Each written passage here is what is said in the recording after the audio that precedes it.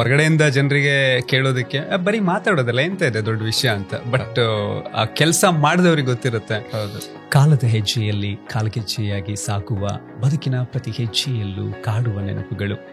ಎಲ್ಲರ ಬದುಕಲ್ಲೂ ನೂರಾರು ಕನಸುಗಳಿರುತ್ತೆ, ನೂರಾರು ಆಸೆಗಳಿರುತ್ತೆ. ನನ್ಗೊಂದು ಹೆಮ್ಮೆ ಇದೆ ಏನು ಅಂತ ಹೇಳಿದ್ರೆ, RCB ಫಸ್ಟ್ ಶುರು ಆಗ್ಬೇಕಾದ್ರೆ, ಲಾಂಚ್ ಆಗ್ಬೇಕಾದ್ರೆ, ಸೊ ಅವರ ಈವೆಂಟ್ಸ್ನ, ಅವರ ಟೀಮನ್ನ ಪ್ರಮೋಟ್ ಮಾಡೋ ಈವೆಂಟ್ ಅಲ್ಲಿ ನಾನಿದ್ದೆ ಅನ್ನೋದು. ಒಂದೇ ವರ್ಷಕ್ಕಂತ ಬಂದಿರೋದು, ನಾನು ಜಾಯ್ನ್ ಆದದ್ದು 1 ವರ್ಷ. ಬಟ್ ಆ ಸವಿ ನೆನಪು ಅನ್ನೋ ಶೋ ಏನಾದ್ರೂ ನನಗೆ ಕೊಡದೇ ಇರ್ತಿದ್ರೆ, ನನ್ನನ್ನು ಇವತ್ತು ನೀವಿಲ್ಲಿ ಕರಿತಿರ್ಲಿಲ್ಲ, ಅಥವಾ RJ ಪ್ರಸನ್ನ ಅನ್ನೋ ಒಬ್ಬ ವ್ಯಕ್ತಿ ಇದ್ದ ಅಂತ ಯಾರು ನೆನಪು ಕೂಡ ಇಟ್ಕೊಳ್ತಿರ್ಲಿಲ್ಲ. ಒಂದೇ ವರ್ಷದಲ್ಲಿ ನಾನು ಬಿಡ್ತಿದ್ದೆ. 1 ವರ್ಷಕ್ಕೆ ಅಂತ ಬಂದ ಸವಿ ನೆನಪು 16 ವರ್ಷದವರೆಗೆ ನನ್ನನ್ನ ಕರ್ಕೊಂಡು ಬಂತು. ಮದುವೆ ಆಗಿತ್ತಾ, ಗರ್ಲ್ ಫ್ರೆಂಡ್ ಇದಾರ, ಸೊ ಈ ತರದ ವಿಷಯಗಳು ಅದೆಲ್ಲ ಒಂದು ಬೇರೆ. ಅದು ನನ್ನ ಪ್ರಕಾರ 2015 ನಡೆದಿದೆ. ಅದು FM ರೇಡಿಯೋದ ಒಂದು ಸುವರ್ಣ ಯುಗ ಅಂತಾನೆ ಹೇಳ್ಬೋದು. ನಮ್ಮ ಸ್ಟೇಷನ್ ಅಲ್ಲೇ ಜರ್ನಿ ಶುರು ಮಾಡಿದವರು ರಾಜ್ ಬಿ ಶೆಟ್ಟಿ ಎಲ್ಲಿದ್ದಾರೆ ಅಂತ ನಾನು ಹೇಳಬೇಕು ಅಂತಿಲ್ಲ. ರೆಡ್ FM ಇಂದಾನೆ ಅವರ ಕಾಲೇಜ್ ಮುಗಿದ ನಂತರ ಫಸ್ಟ್ ಜಾಬೇ ನನ್ನ ಪ್ರಕಾರ ರೇಡಿಯೋ ಜಾಕಿ ಆಗಿದ್ರು. ಅವ್ರು ಮಾಡ್ತಿದ್ದ ಶೋ ಅವ್ರು ಬಿಟ್ಟ ಮೇಲೆ ನಾನು ಶುರು ಮಾಡಿರೋದು ಅಂತ ಬರ್ತಿದ್ರು. ಅವರು ಲವ್ ಮಾಡಿ ನೋಡು ಅಂತಿದ್ರು, ನಾನು ಸವಿ ನೆನಪು. ಲವ್ ಮಾಡಿದ್ದು, ಬ್ರೇಕಪ್ ಆದದ್ದು, ಆಮೇಲೆ ಅದರಲ್ಲೇ ಸಿಕ್ಕಾಕೊಂಡವ್ರು, ಅದರಿಂದ ಹೊರಗೆ ಬರೋದು ಹೇಗೆ, ಇದೆಲ್ಲ ನಾನು ಮಾತಾಡ್ತಿದ್ದೆ. ನನಗೆ ಗೊತ್ತಿಲ್ಲ, ನನ್ನ ಕಣ್ಣಲ್ಲಿ ಫುಲ್ ಕಣ್ಣೀರ್ ಬರ್ಲಿಕ್ಕೆ ಶುರುವಾಯಿತು. ನಾನು ಅವತ್ತು ಎಷ್ಟು ಹತ್ತಿದ್ದೆ ಅಂದ್ರೆ, ನನ್ನ ಅಣ್ಣನೇ ಬರ್ತಿದ್ದಾನೆ ಅಂದ್ರೆ, ಅವ್ರ ಪ್ಲೇಸಲ್ಲಿ ನಿಂತಾಗ ಏರ್ಪೋರ್ಟ್ ಹೊರಗಡೆ ನಿಂತಿದ್ದಾರೆ, ಫ್ಲೈಟ್ ಕೆಳಗಡೆ ಬಂದಿದೆ, ಇನ್ನೊಂದು 15-20 ನಿಮಿಷದಲ್ಲಿ ಮಗ ಹೊರಗಡೆ ಬರ್ತಾನೆ, ಆ ತಾಯಿ ಕಾಯ್ತಿದ್ದಾರೆ. ಯೋಚನೆ ಮಾಡಿ, ಮಂಗಳೂರಲ್ಲಿ ನೋಡಿ ಜನ ಈ ಸೆಲೆಬ್ರಿಟಿ ಬಂದ್ರು ಅಂತ ಹತ್ರ ಹೋಗಿ ಸೆಲ್ಫಿ ತಗೊಳ್ಳೋದು, ಆಟೋಗ್ರಾಫ್ ಕೊಡಿ, ಇದೆಲ್ಲ ಇಲ್ಲ. ಬಟ್ ಯಾರಿಗಾದ್ರೂ ಸಹಾಯ ಬೇಕು ಅಂತ ಹೇಳಿದಾಗ ಎಲ್ಲಿಯೂ ಸಹ ಪಬ್ಲಿಸಿಟಿಯನ್ನ ಎಕ್ಸ್ಪೆಕ್ಟ್ ಮಾಡದೆ ಹೋಗಿ ಸಹಾಯ ಮಾಡೋ ಹೃದಯವಂತರು ಮಂಗಳೂರಲ್ಲಿ ತುಂಬಾ ಜನ ಇದ್ದಾರೆ. ಅವ್ರು ಎಲ್ಲೂ ಹೇಳ್ಕೊಳ್ಳಲ್ಲ. ನಿಜ. ರೇಡಿಯೋ ಜಾಕಿಗಳಿಗೆ ಸಹಜವಾಗಿ ಸಿನಿಮಾ ತಾರೆಯವ್ರ ಜೊತೆ ಸಂಪರ್ಕ ಇದ್ದೇ ಇರುತ್ತೆ. ಡೈರೆಕ್ಟ್ ಫೋನ್ ಕಾಲ್ ಅವ್ರಿಗೆ ಮಾಡ್ಬೋದು, ಮಾತಾಡ್ಬೋದು. ಈ ತರ ನಿಮ್ ಜೊತೆ, ನಿಮ್ಗೆ ಯಾರ ಜೊತೆ ಒಡನಾಟ ಇತ್ತು? ಪವರ್ ಸ್ಟಾರ್ ಪುನೀತ್ ರಾಜ್ಕುಮಾರ್ ಅವರು ಯುವರತ್ನ ಮೂವಿ ಶೂಟಿಂಗ್ ಟೈಮಲ್ಲಿ ಮಂಗಳೂರಿಗೆ ಬಂದಿದ್ರು. ಆವಾಗ ನಾನು ಕಾಲ್ ಮಾಡಿ ರೇಡಿಯೋದಲ್ಲಿ ಅವರ ಇಂಟರ್ವ್ಯೂ ತಗೊಂಡಿದ್ದೆ. ಈಗ ಹೇಗಾಗಿದೆ ಅಂದರೆ, ಯಾರೋ ನಮ್ಮ ಹಿರಿಯರೆಲ್ಲ ಹೇಳ್ತಿದ್ರು, ಅಂತರಾತ್ಮದಲ್ಲಿ ಪರಮಾತ್ಮನ ಧ್ಯಾನ ಇರಬೇಕಂತೆ. ಈಗ ಅಂತರಾಂಗದಲ್ಲಿ ಅಂತರ್ಜಾಲವನ್ನ ನಾವು ಧ್ಯಾನ ಮಾಡ್ತಾ ಇರ್ಬೇಕು, ಹಾಗಾಗಿದೆ. ಬಿಗ್ FM, ಬಿಗ್ 92.7 FM ಅಂತಿತ್ತು. ಆಮೇಲೆ ಸ್ವಲ್ಪ ಸಮಯದ ನಂತರ ಅದು 92.7 ಬಿಗ್ FM ಆಯ್ತು. ಹೌದು, ಓಕೆ. ನಮ್ದು ಟ್ಯಾಗ್ ಲೈನ್ ಕೇಳಿ ಕೇಳಿಸಿ ಲೈಫ್ ನಿಮ್ಮದಾಗಿಸಿ ಅಂತಿತ್ತು. ಆದ್ರೆ ಈಗ ಅದು ಬದಲಾಗಿದೆ. ಯೋಚನೆ ಯಾಕೆ, ಚೇಂಜ್ ಓಕೆ. ರೇಡಿಯೋ ಮಿರ್ಚಿ ಸಖತ್ ಹಾಟ್ ಮಗ, ಈಗಲೂ ಅದೇ ಇದೆ. ಮೊದಲು SFM ಅಂತ ಇತ್ತು ಇವ್ರದ್ದು ಸಂಸ್ಥೆ, ಆಮೇಲೆ ಅದು ರೆಡ್ FM ಆಗಿ ಬದಲಾಯಿತು. ಮಸ್ತ್ ಮಜಾ ಮಾಡಿ. ಈಗ ನೀವು RJ ಆಗಿದ್ರು ಕೂಡ, ಈಗ ಇನ್ ಜನರಲ್ ಆಗಿ ಬ್ಯಾಂಗ್ಳೂರ್ ಆ ವ್ಯಾಪ್ತಿ ಒಳಗೆ ನಾವು ಮಾತಾಡುವ, ನೀವು ಇಷ್ಟಪಟ್ಟಂತಹ ರೇಡಿಯೋ ಜಾಕಿ ಯಾರು ಮತ್ತು ಯಾವ ಕಾರಣಕ್ಕಾಗಿ? ಇಡೀ ನಿಮ್ಮ ಮಾತು ಎಷ್ಟು ಚೆನ್ನಾಗಿತ್ತು, ಅದ್ರಲ್ಲಿ ತಕ್ಷಣಕ್ಕೆ ಇನ್ನೂ ಕ್ಯಾಚ್ ಆಗಿರೋದು 42666935. ಹೌದು, ಆ ನಂಬರ್ ಇಡೀ ಜಗತ್ ಜಾಹೀರಾಗಿ ಎಲ್ರಿಗೂ ಅಂದ್ರೆ ಕೇಳಿ ಕೇಳಿ ಕೇಳಿ ಅಷ್ಟು ರಿಜಿಸ್ಟರ್ ಆಗಿ ಹೋಗಿದ್ದು. ನೀವು ಈಗ 42666935 ಅಂದಾಗ ಅರೆ ಇದಲ್ವ ಅದು ಅಂತ. ಹೌದು, ಈ ನಂಬರ್ಗೆ ಎಷ್ಟು ಜನ ಕಾಲ್ ಮಾಡಿದ್ದಾರೆ ಅಲ್ವಾ? ಹೌದು, ತುಂಬಾ ಜನ ಆವಾಗ ಈ ತರದ ವಿಷಯಗಳು. ನಮಸ್ಕಾರ ವೀಕ್ಷಕರೇ, ವಾರ್ತಾ ಭಾರತಿಯಲ್ಲಿ ಸ್ವಾಗತ. ನಾನು ಅವಿನಾಶ್. ನಮ್ಮ ಕೂತು ಮಾತಾಡುವ ಸರಣಿ ಇದು. ಇವತ್ತಿನ ಈ ವಿಡಿಯೋಗಾಗಿ ನಾನು ಬಹಳ ಸಮಯದಿಂದ ಕಾಯ್ತಾ ಇದ್ದೆ ಅಂತ ಹೇಳಬೇಕು. ನನ್ನ ಸ್ನೇಹಿತರೆ, ಆದರೂ ಕೆಲವು ವಿಚಾರಗಳಿಗೆ ಈ ಕಾಲ ಕೊಡಿ ಬರಬೇಕು, ಅಲ್ಲಿ ತನಕ ತುಂಬ ಪೇಷಂಟ್ಲಿ ಕಾಯ್ಬೇಕಂತೆ. ಇವತ್ತು ನಾವು ಮಾತನಾಡ್ತಿರೋದು ಮಂಗಳೂರಿನ ರೇಡಿಯೋ ಇತಿಹಾಸದಲ್ಲಿ ಸುದೀರ್ಘ 16 ವರ್ಷಗಳ ಕಾಲ ರೇಡಿಯೋ ಜಾಕಿಯಾಗಿ ಬಹಳ ಜನಪ್ರಿಯತೆಯನ್ನು ಗಳಿಸಿದಂತಹ ಸವಿ ನೆನಪು ಖ್ಯಾತಿಯ ನೆನಪಿನ ನಾವಿಕ RJ ಪ್ರಸನ್ನ ಅವರು. ನಮಸ್ಕಾರ. ನಮಸ್ತೆ ಅವಿನಾಶ್. ಪ್ರಸನ್ನ ಅವರೇ, ತುಂಬಾ ಖುಷಿ ಆಗ್ತಿದೆ. ಯಾಕಂದ್ರೆ ನೀವು ಸಹ ನಾನು ರೇಡಿಯೋ ಜರ್ನಿ ಶುರು ಮಾಡ್ಬೇಕಾದ್ರೆ ನಾನು ಬಹಳ ಇಷ್ಟಪಟ್ಟು ಕೇಳ್ತಿದ್ದ RJs ಅಲ್ಲಿ ನೀವು ಒಬ್ರು. ನೀವು ರೇಡಿಯೋದಲ್ಲಿ 3 ವರ್ಷಗಳ ಹಿಂದೆನೂ 1-2 ಸಲ ಹೇಳಿದಿರಿ. ಹೌದು, ನಾವ್ ಯಾವ್ದೋ ಒಂದು ಟಿವಿ ಶೋ ಅಲ್ಲಿ ಕೂತ್ಕೊಂಡಾಗ ಸಹ ನಾನು ಹೇಳಿದ್ದೆ ಈ ಮುಂಚೆ. ಆವಾಗ ನಾನು ರೇಡಿಯೋ ಜರ್ನಿ ಶುರು ಮಾಡ್ಬೇಕಾದ್ರೆ ನೀವು ನನ್ನ ಕಾಂಪಿಟೇಟರ್ ಆಗಿದ್ರಿ, ಬಟ್ ಸ್ಟಿಲ್ ನಾನು ಕೇಳ್ತಿದ್ದೆ. ಮಾತಾಡೋ ಸ್ಟೈಲ್ ನನಗೆ ತುಂಬಾ ಇಷ್ಟ ಆಗ್ತಿತ್ತು. ಈಗ ನಿಮ್ಮ ಕೂತು ಮಾತಾಡುವ ಶೋ ಅಲ್ಲಿ ಕೂತ್ಕೊಂಡು ಮಾತಾಡುವ ಅವಕಾಶ ನನಗೆ ಸಿಕ್ಕಿದೆ. ಹೇಗೆಲ್ಲ ನಮ್ಮನ್ನು ಕರ್ಕೊಂಡು ಹೋಗುತ್ತೆ. ಎಲ್ಲೋ ಒಂದ್ ಕಡೆ ನಾನೊಂದು ಸ್ಟುಡಿಯೋದಲ್ಲಿ ಇದೇ ತರ ಮೈಕ್ ಎದುರು ಕೂತ್ಕೊಂಡು ಇಲ್ಲ ನಿಂತ್ಕೊಂಡು ಮಾತಾಡ್ತಿದ್ದೆ.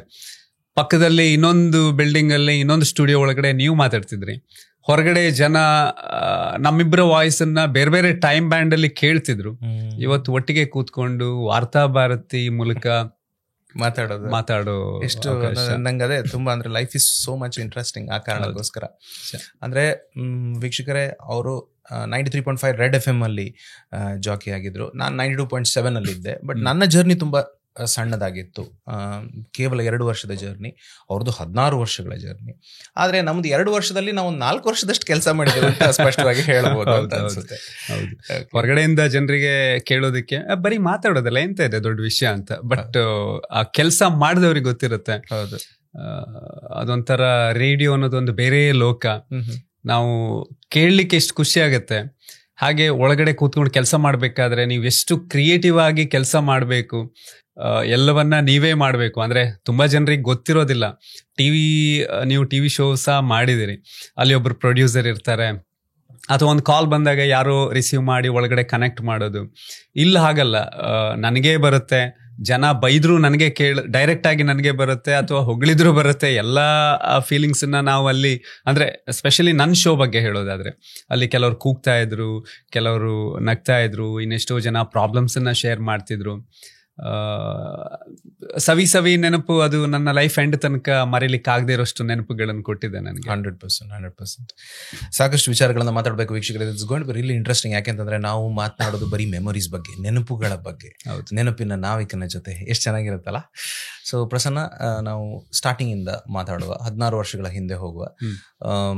ಯಾಕೆ ರೇಡಿಯೋಗೆ ಸೇರಿದ್ದು, ಯಾಕಾಗಿ, ಮತ್ತೆ ಸೇರಿದ್ದು ಹೇಗೆ, ಸ್ಫೂರ್ತಿ ಯಾರು? ರೇಡಿಯೋಗೆ ಸ್ಫೂರ್ತಿ ಯಾರು ಅಂತ ಕೇಳಿದ್ರೆ ಬಹುಶಃ ನನಗೆ ನನ್ನ ತಂದೆ ಅಂತ ಹೇಳ್ತೀನಿ ನಾನು. ಯಾಕಂದ್ರೆ ನನ್ನ ತಂದೆಗೆ ರೇಡಿಯೋ ತುಂಬಾ ಇಷ್ಟ ಇತ್ತು. ಆವಾಗ ಆಕಾಶವಾಣಿ, ನಾನು ತುಂಬಾ ಚಿಕ್ಕವನಿದ್ದಾಗ ನಮ್ಮ ಮನೇಲಿ ಟಿವಿಗಿಂತ ಜಾಸ್ತಿ ಬೆಳಿಗ್ಗೆ ಎದ್ದ ಕೂಡಲೇ ನನ್ನ ದಿನ ಶುರುವಾಗೋದೇ ರೇಡಿಯೋ ಕೇಳಿ. ಬೆಳಿಗ್ಗೆ ಎದ್ದ ಕೂಡಲೇ ಅವರು ರೇಡಿಯೋ ಆನ್ ಮಾಡ್ತಿದ್ರು. ಅವ್ರಿಗೆ ರೇಡಿಯೋ ನ್ಯೂಸ್ ಕೇಳೋದಂದ್ರೆ ಬಹಳ ಇಷ್ಟ. ಸೊ ನನಗೂ ಕೂಡ ಆ ರೇಡಿಯೋ ಪ್ರೋಗ್ರಾಮ್ಗಳನ್ನು ಕೇಳ್ತಾ ಆವಾಗ ನನ್ಗೊಂದು ಕುತೂಹಲ ಮನಸ್ಸಲ್ಲಿ ಏನು ಅಂತ ಹೇಳಿದ್ರೆ, ಈ ರೇಡಿಯೋ ಸೆಟ್ ಒಳಗೆ, ಇಷ್ಟು ಸಣ್ಣ ಸೆಟ್ ಒಳಗಡೆ ಮನುಷ್ಯ ಹೋಗಿ ಕೂತ್ಕೊಂಡು ಹೇಗ್ ಮಾತಾಡ್ತಾನೆ. 2ನೇ ಕ್ಲಾಸಲ್ಲೋ 3ನೇ ಕ್ಲಾಸಲ್ಲೋ ಇದ್ದೆ ನಾನು.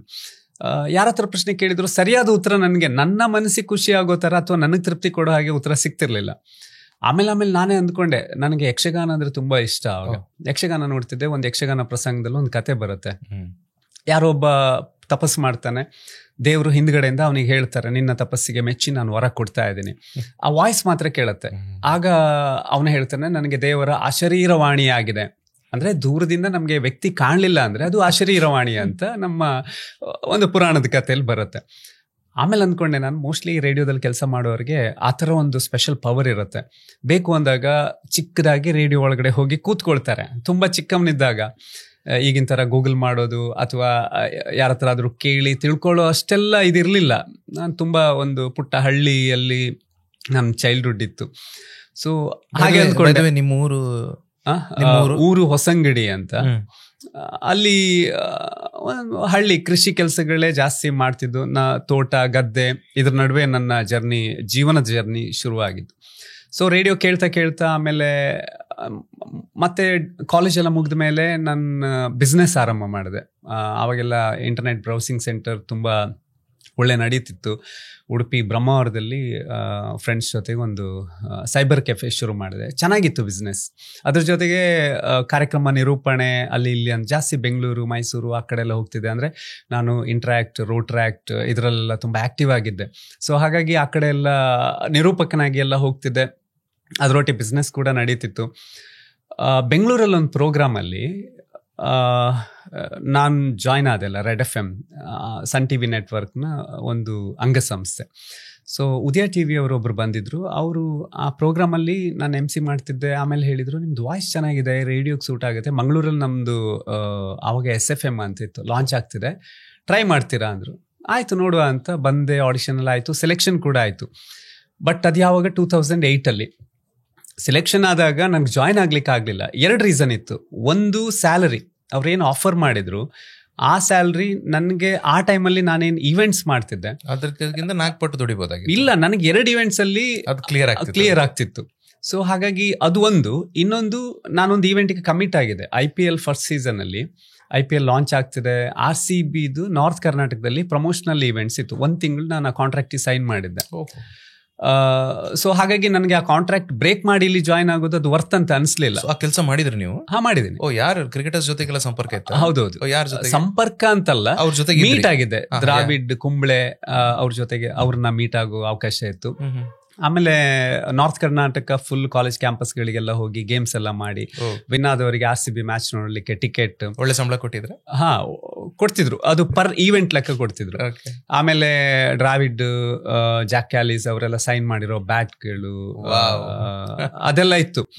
ನನ್ಗೊಂದು ಹೆಮ್ಮೆ ಇದೆ ಏನು ಅಂತ ಹೇಳಿದ್ರೆ, RCB ಫಸ್ಟ್ ಶುರು ಆಗ್ಬೇಕಾದ್ರೆ, ಲಾಂಚ್ ಆಗ್ಬೇಕಾದ್ರೆ, ಸೊ ಅವರ ಈವೆಂಟ್ಸ್ ನ, ಅವರ ಟೀಮ್ ನ ಪ್ರಮೋಟ್ ಮಾಡೋ ಈವೆಂಟ್ ಅಲ್ಲಿ ನಾನಿದ್ದೆ ಅನ್ನೋದು ಅದೊಂದು.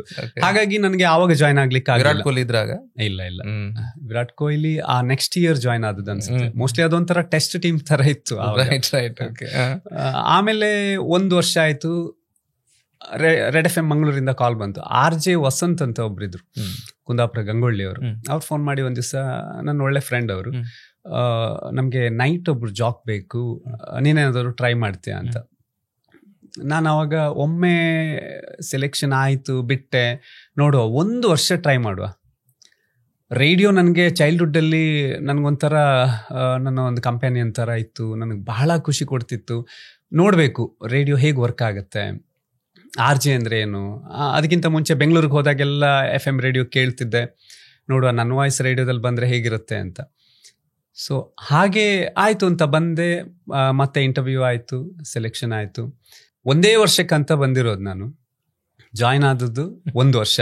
ಬಟ್ ಆ ಸವಿ ನೆನಪು ಅನ್ನೋ ಶೋ ಏನಾದ್ರೂ ನನಗೆ ಕೊಡದೇ ಇರ್ತಿದ್ರೆ, ನನ್ನನ್ನು ಇವತ್ತು ನೀವು ಇಲ್ಲಿ ಕರಿತಿರ್ಲಿಲ್ಲ, ಅಥವಾ RJ ಪ್ರಸನ್ನ ಅನ್ನೋ ಒಬ್ಬ ವ್ಯಕ್ತಿ ಇದ್ದ ಅಂತ ಯಾರು ನೆನಪು ಕೂಡ ಇಟ್ಕೊಳ್ತಿರ್ಲಿಲ್ಲ. 1 ವರ್ಷದಲ್ಲಿ ನಾನು ಬಿಡ್ತಿದ್ದೆ. 1 ವರ್ಷಕ್ಕೆ ಅಂತ ಬಂದ ಸವಿ ನೆನಪು 16 ವರ್ಷದವರೆಗೆ ನನ್ನನ್ನ ಕರ್ಕೊಂಡು ಬಂತು. ಆ ಶೋ ಎಲ್ಲೋ ಒಂದ್ ಕಡೆ ನನ್ನ ಲೈಫನ್ನೇ ತುಂಬಾ ಬದಲಾಯಿಸಿ ಬಿಡ್ತು ಅಂತ ಹೇಳಿದ್ರೆ ತಪ್ಪಾಗಲ್ಲ. ಯಾಕಂದ್ರೆ ನನಗೆ ಆವಾಗೆಲ್ಲ ತುಂಬಾ ಪೇಷನ್ಸ್ ಕಡಿಮೆ ಇತ್ತು. ಯಾವುದೇ ಒಂದು ಕೆಲಸ ತುಂಬಾ ಟೈಮ್ ನನಗೆ ಅದನ್ನ ಮಾಡೋದಕ್ಕಾಗಲ್ಲ. ಅಯ್ಯೋ ಇದು ಬೋರ್ ಆಯ್ತು, ಇದು ಬೇಡ, ಬೇರೆ. ಸ್ವಲ್ಪ ಸಿಟ್ಟು ಜಾಸ್ತಿ ಬರೋದು, ಈ ಥರ ಎಲ್ಲ ಇತ್ತು ತುಂಬ. ಬಟ್ ಯಾವಾಗ ಈ ಶೋಗೆ ಬಂದೆ, ಅಲ್ಲಿಂದ ನನ್ನ ವ್ಯಕ್ತಿತ್ವದಲ್ಲಿ ತುಂಬ ಬದಲಾವಣೆ ಆಗಲಿಕ್ಕೆ ಕಾರಣ ಆಯಿತು. ಅಂದರೆ ಜೀವನವನ್ನು ನಾವು ಹೇಗೆ ಅರ್ಥ ಮಾಡ್ಕೊಂಡಿದ್ದೀವಿ, ಬೇರೆಯವ್ರ ಜೀವನದ ಬಗ್ಗೆ ನಾವೇನು ಯೋಚನೆ ಮಾಡ್ತೀವಿ, ಅಥವಾ ಯಾರೋ ಒಬ್ಬರ ಬಗ್ಗೆ ನನ್ನ ಒಂದು ಒಪಿನಿಯನ್ ಇರುತ್ತೆ. ಇವ್ರು ಹೀಗೆ ಎದರಿಂದ ನೋಡ್ಬೇಕಾದ್ರೂ ಒಂದಿರುತ್ತೆ, ಹಿಂದ್ಗಡೆಯಿಂದ ಬೇರೆ ಲೈಫ್ ಇರುತ್ತೆ. ಸೊ ಬಹಳಷ್ಟು ವಿಷಯಗಳನ್ನ ಕಲೀಲಿಕ್ಕೆ ಸ್ಟಾರ್ಟ್ ಆಯ್ತು. ಅಂದ್ರೆ 2011ಗೆ ನೀವು ರೆಡ್ ಎಫ್ ಎಮ್ಗೆ ಬಂದ್ರಿ? ಇಲ್ಲ, 2009ಗೆ ಬಂದ್ರಿ. 9ಗೆ ಬಂದೆ. ಓಕೆ, ನಿಮ್ಮ ಲೈಫ್ ಹೇಗೆ ಬದಲಾಯಿತು ಅನ್ನೋದನ್ನ ಸ್ವಲ್ಪ ನಾವು ಮತ್ತೆ ಆ ವಿಚಾರವನ್ನ ಮಾತಾಡುವ. ಬಟ್ ನಂಗೆ ಬೇಕು ಈಗ ಆ ದಿನಗಳಲ್ಲಿ ಮೋಸ್ಟ್ಲಿ 2007 ಮಂಗಳೂರಲ್ಲಿ ರೇಡಿಯೋ ಲಾಂಚ್ ಆಯ್ತು ಅಂತ ಅನ್ಸುತ್ತೆ. ಸಖತ್ತಾಗಿದ್ದಂತ ದಿನಗಳು. ಆಗ ಸೋಷಿಯಲ್ ಮೀಡಿಯಾ ಪ್ರಚಲಿತದಲ್ಲಿ ಇರಲಿಲ್ಲ. ಇಷ್ಟು ಯಾವುದು ಈ ಇಂಟರ್ನೆಟ್ ಎಲ್ಲ ಜನರ ಕೈಯಲ್ಲಿ ಇರಲಿಲ್ಲ. ಸ್ಮಾರ್ಟ್ ಫೋನ್ಸ್ ಎಲ್ಲ ಇಷ್ಟು ಸುಲಭವಾಗಿ ಎಲ್ರಿಗೂ ಸಿಕ್ತಿರ್ಲಿಲ್ಲ. ಆಗ ಒಂದು ಕ್ರೇಜ್ ಇತ್ತು ನೋಡಿ ರೇಡಿಯೋಗೆ. ಎಂತ ಅದ್ಭುತ ಕ್ರೇಜ್. ಆ ದಿನಗಳನ್ನ ನೆನ್ಪು ಮಾಡ್ಕೊಳ್ಳಿ. ಈಗ ಆವಾಗ ಕ್ರೇಜ್ ಹೇಗೆ ಅಂದ್ರೆ, ಒಂದು ಬೇಸಿಕ್ ಫೋನ್, ಈಗ ನಾವು ಒಂದು ಕೀಪ್ಯಾಡ್ ಫೋನ್ ತಗೊಳ್ಬೇಕಾದ್ರೆ ಅದರಲ್ಲಿ ಈಗ ನಾವೊಂದು ಫೋನ್ ತಗೊಳ್ಬೇಕಾದ್ರೆ ಎಷ್ಟು GB ಮೆಮೊರಿ ಇದೆ, ಕ್ಯಾಮ್ರಾ ಹೇಗಿದೆ ಎಲ್ಲ ನೋಡ್ತೀವಿ. ಆವಾಗ FM ರೇಡಿಯೋ ಇದೆ ಅದರಲ್ಲಿ, ಅದಿದ್ರೆ ಕೊಡಿ. ಮತ್ತೆ ಒಂದು ಇಯರ್ ಫೋನ್ ತಗೊಂಡ್ರೆ ಅದ್ ಯಾಕೆ ತಗೊಳ್ತಾರೆ ಅಂದ್ರೆ, ಅವ್ರು ಯಾರ ಹತ್ರ ಮಾತಾಡೋದಕ್ಕಲ್ಲ, FM ರೇಡಿಯೋ ಕೇಳಲಿಕ್ಕೆ ಇಯರ್ ಫೋನ್ ಬೇಕು, ಇಲ್ಲದಿದ್ರೆ ವರ್ಕ್ ಆಗಲ್ಲ. ಅದು ಒಂದು. ಆಮೇಲೆ ರೇಡಿಯೋ ಶೋ ಕೇಳಿ ಆ ಕಲ್ಪನೆಗಳೆಲ್ಲ ಇದೆಯಲ್ಲ, ಇವ್ರು ಹೇಗಿರ್ಬೋದು, ವಾಯ್ಸ್ ಕೇಳಬೇಕಾದ್ರೆ ವಾಯ್ಸ್ ಇಷ್ಟು ಚೆನ್ನಾಗಿದೆ, ನೋಡ್ಲಿಕ್ಕೂ ಚಂದ ಇರ್ಬೋದಾ, ಇದು ನನಗೆ ಆಗಿದೆ. ನಾನು ಆವಾಗ ಈ ಸವಿ ಸವಿ ನೆನಪು ಶೋ ಶುರು ಮಾಡಿದಾಗ ಈ ನೆನಪುಗಳ ಬಗ್ಗೆ ಎಲ್ಲ ಮಾತಾಡ್ತಿದ್ದೆ. ಕೆಲವೊಮ್ಮೆ ತುಂಬ ಸೀರಿಯಸ್ ಟಾಪಿಕ್ಸ್ ಎಲ್ಲ ಇರ್ತಿತ್ತು. ಕೆಲವರು ಅವರ ಏನೋ ಒಂದು ಸಮಸ್ಯೆ ಹೇಳಿ ಅಳ್ತಿದ್ರು, ಆವಾಗ ನಾನು ಸಮಾಧಾನ ಮಾಡೋದು. ಇದೆಲ್ಲ ಕೇಳಿದಾಗ ತುಂಬ ಜನ ನೀವೇನಾದರೂ ಈ ಸೈಕಾಲಜಿ ಇದೆಲ್ಲ ಸ್ಟಡಿ ಮಾಡಿದ್ದೀರಾ, ಇದ್ರ ಬಗ್ಗೆ ಎಲ್ಲ ರಿಸರ್ಚ್ ಮಾಡಿದ್ದೀರಾ ಅಂತೆಲ್ಲ ಕೇಳ್ತಿದ್ದದ್ದು. ಆಮೇಲೆ ಆಫೀಸಿಗೆ ಬರ್ತಿದ್ರು ಮಾತಾಡಬೇಕು ಅಂತ. ಬಂದಾಗ ಅವರ ಮೈಂಡಲ್ಲಿ ಏನಿರ್ತಿತ್ತು ಅಂದರೆ ತುಂಬ ದಪ್ಪಗಿರ್ಬೋದು, ತುಂಬ ಒಂದು ಮೆಚ್ಯೂರ್ಡ್, ಒಂದು 40-50 ವರ್ಷ ಇರ್ಬೋದೇನೋ, ಆ ಥರ ಎಲ್ಲ. ಒಮ್ಮೆ ಏನಾಗಿತ್ತು ಅಂದರೆ ಒಬ್ರು ಬಂದಿದ್ರು ನೋಡಲಿಕ್ಕೆ ಅಂತ, ಮಾತಾಡಬೇಕು ಅಂತ ಬಂದಾಗ ನನಗೆ ಸೆಕ್ಯೂರಿಟಿ ಫೋನ್ ಮಾಡಿ ಹೇಳಿದ್ರು ಹೀಗೆ ಒಬ್ರು ಬಂದಿದ್ದಾರೆ. ಹೊರಗಡೆ ಬಂದೆ. ಬಂದವರು ನನ್ನ ಹತ್ರ ಕೇಳಿದ್ರು, ನನಗೆ RJ ಪ್ರಸನ್ನ ಅವ್ರನ್ನ ಮೀಟ್ ಮಾಡಬೇಕಿತ್ತು. ನಾನೇ RJ ಪ್ರಸನ್ನ ಸರ್, ಸುಳ್ಳು ಹೇಳ್ಬೇಡಿ, ಅವ್ರನ್ನ ಕರೀರಿ ಅಂತ. ಆಮೇಲೆ ಸೆಕ್ಯೂರಿಟಿ ಹೇಳಿದ್ರು, ನಮ್ಮ ಪ್ರೊಡ್ಯೂಸರ್ ಬಂದರು, ಅವ್ರು ಹೇಳಿದರು ಇವರೇ RJ ಪ್ರಸನ್ನ ಅಂತ. ಅವ್ರು ಏನಂದ್ಕೊಂಡಿದ್ರು ಅಂದರೆ ತುಂಬ ದಪ್ಪಗೆ ಒಂದು ಬೇರೆ ಪರ್ಸನಾಲಿಟಿ ಅವ್ರ ಮೈಂಡಲ್ಲಿತ್ತು. ಅಂದರೆ ತುಂಬ ಜನರಿಗೆ ಈ ಥರದ ಒಂದು ಕುತೂಹಲ ಇತ್ತು.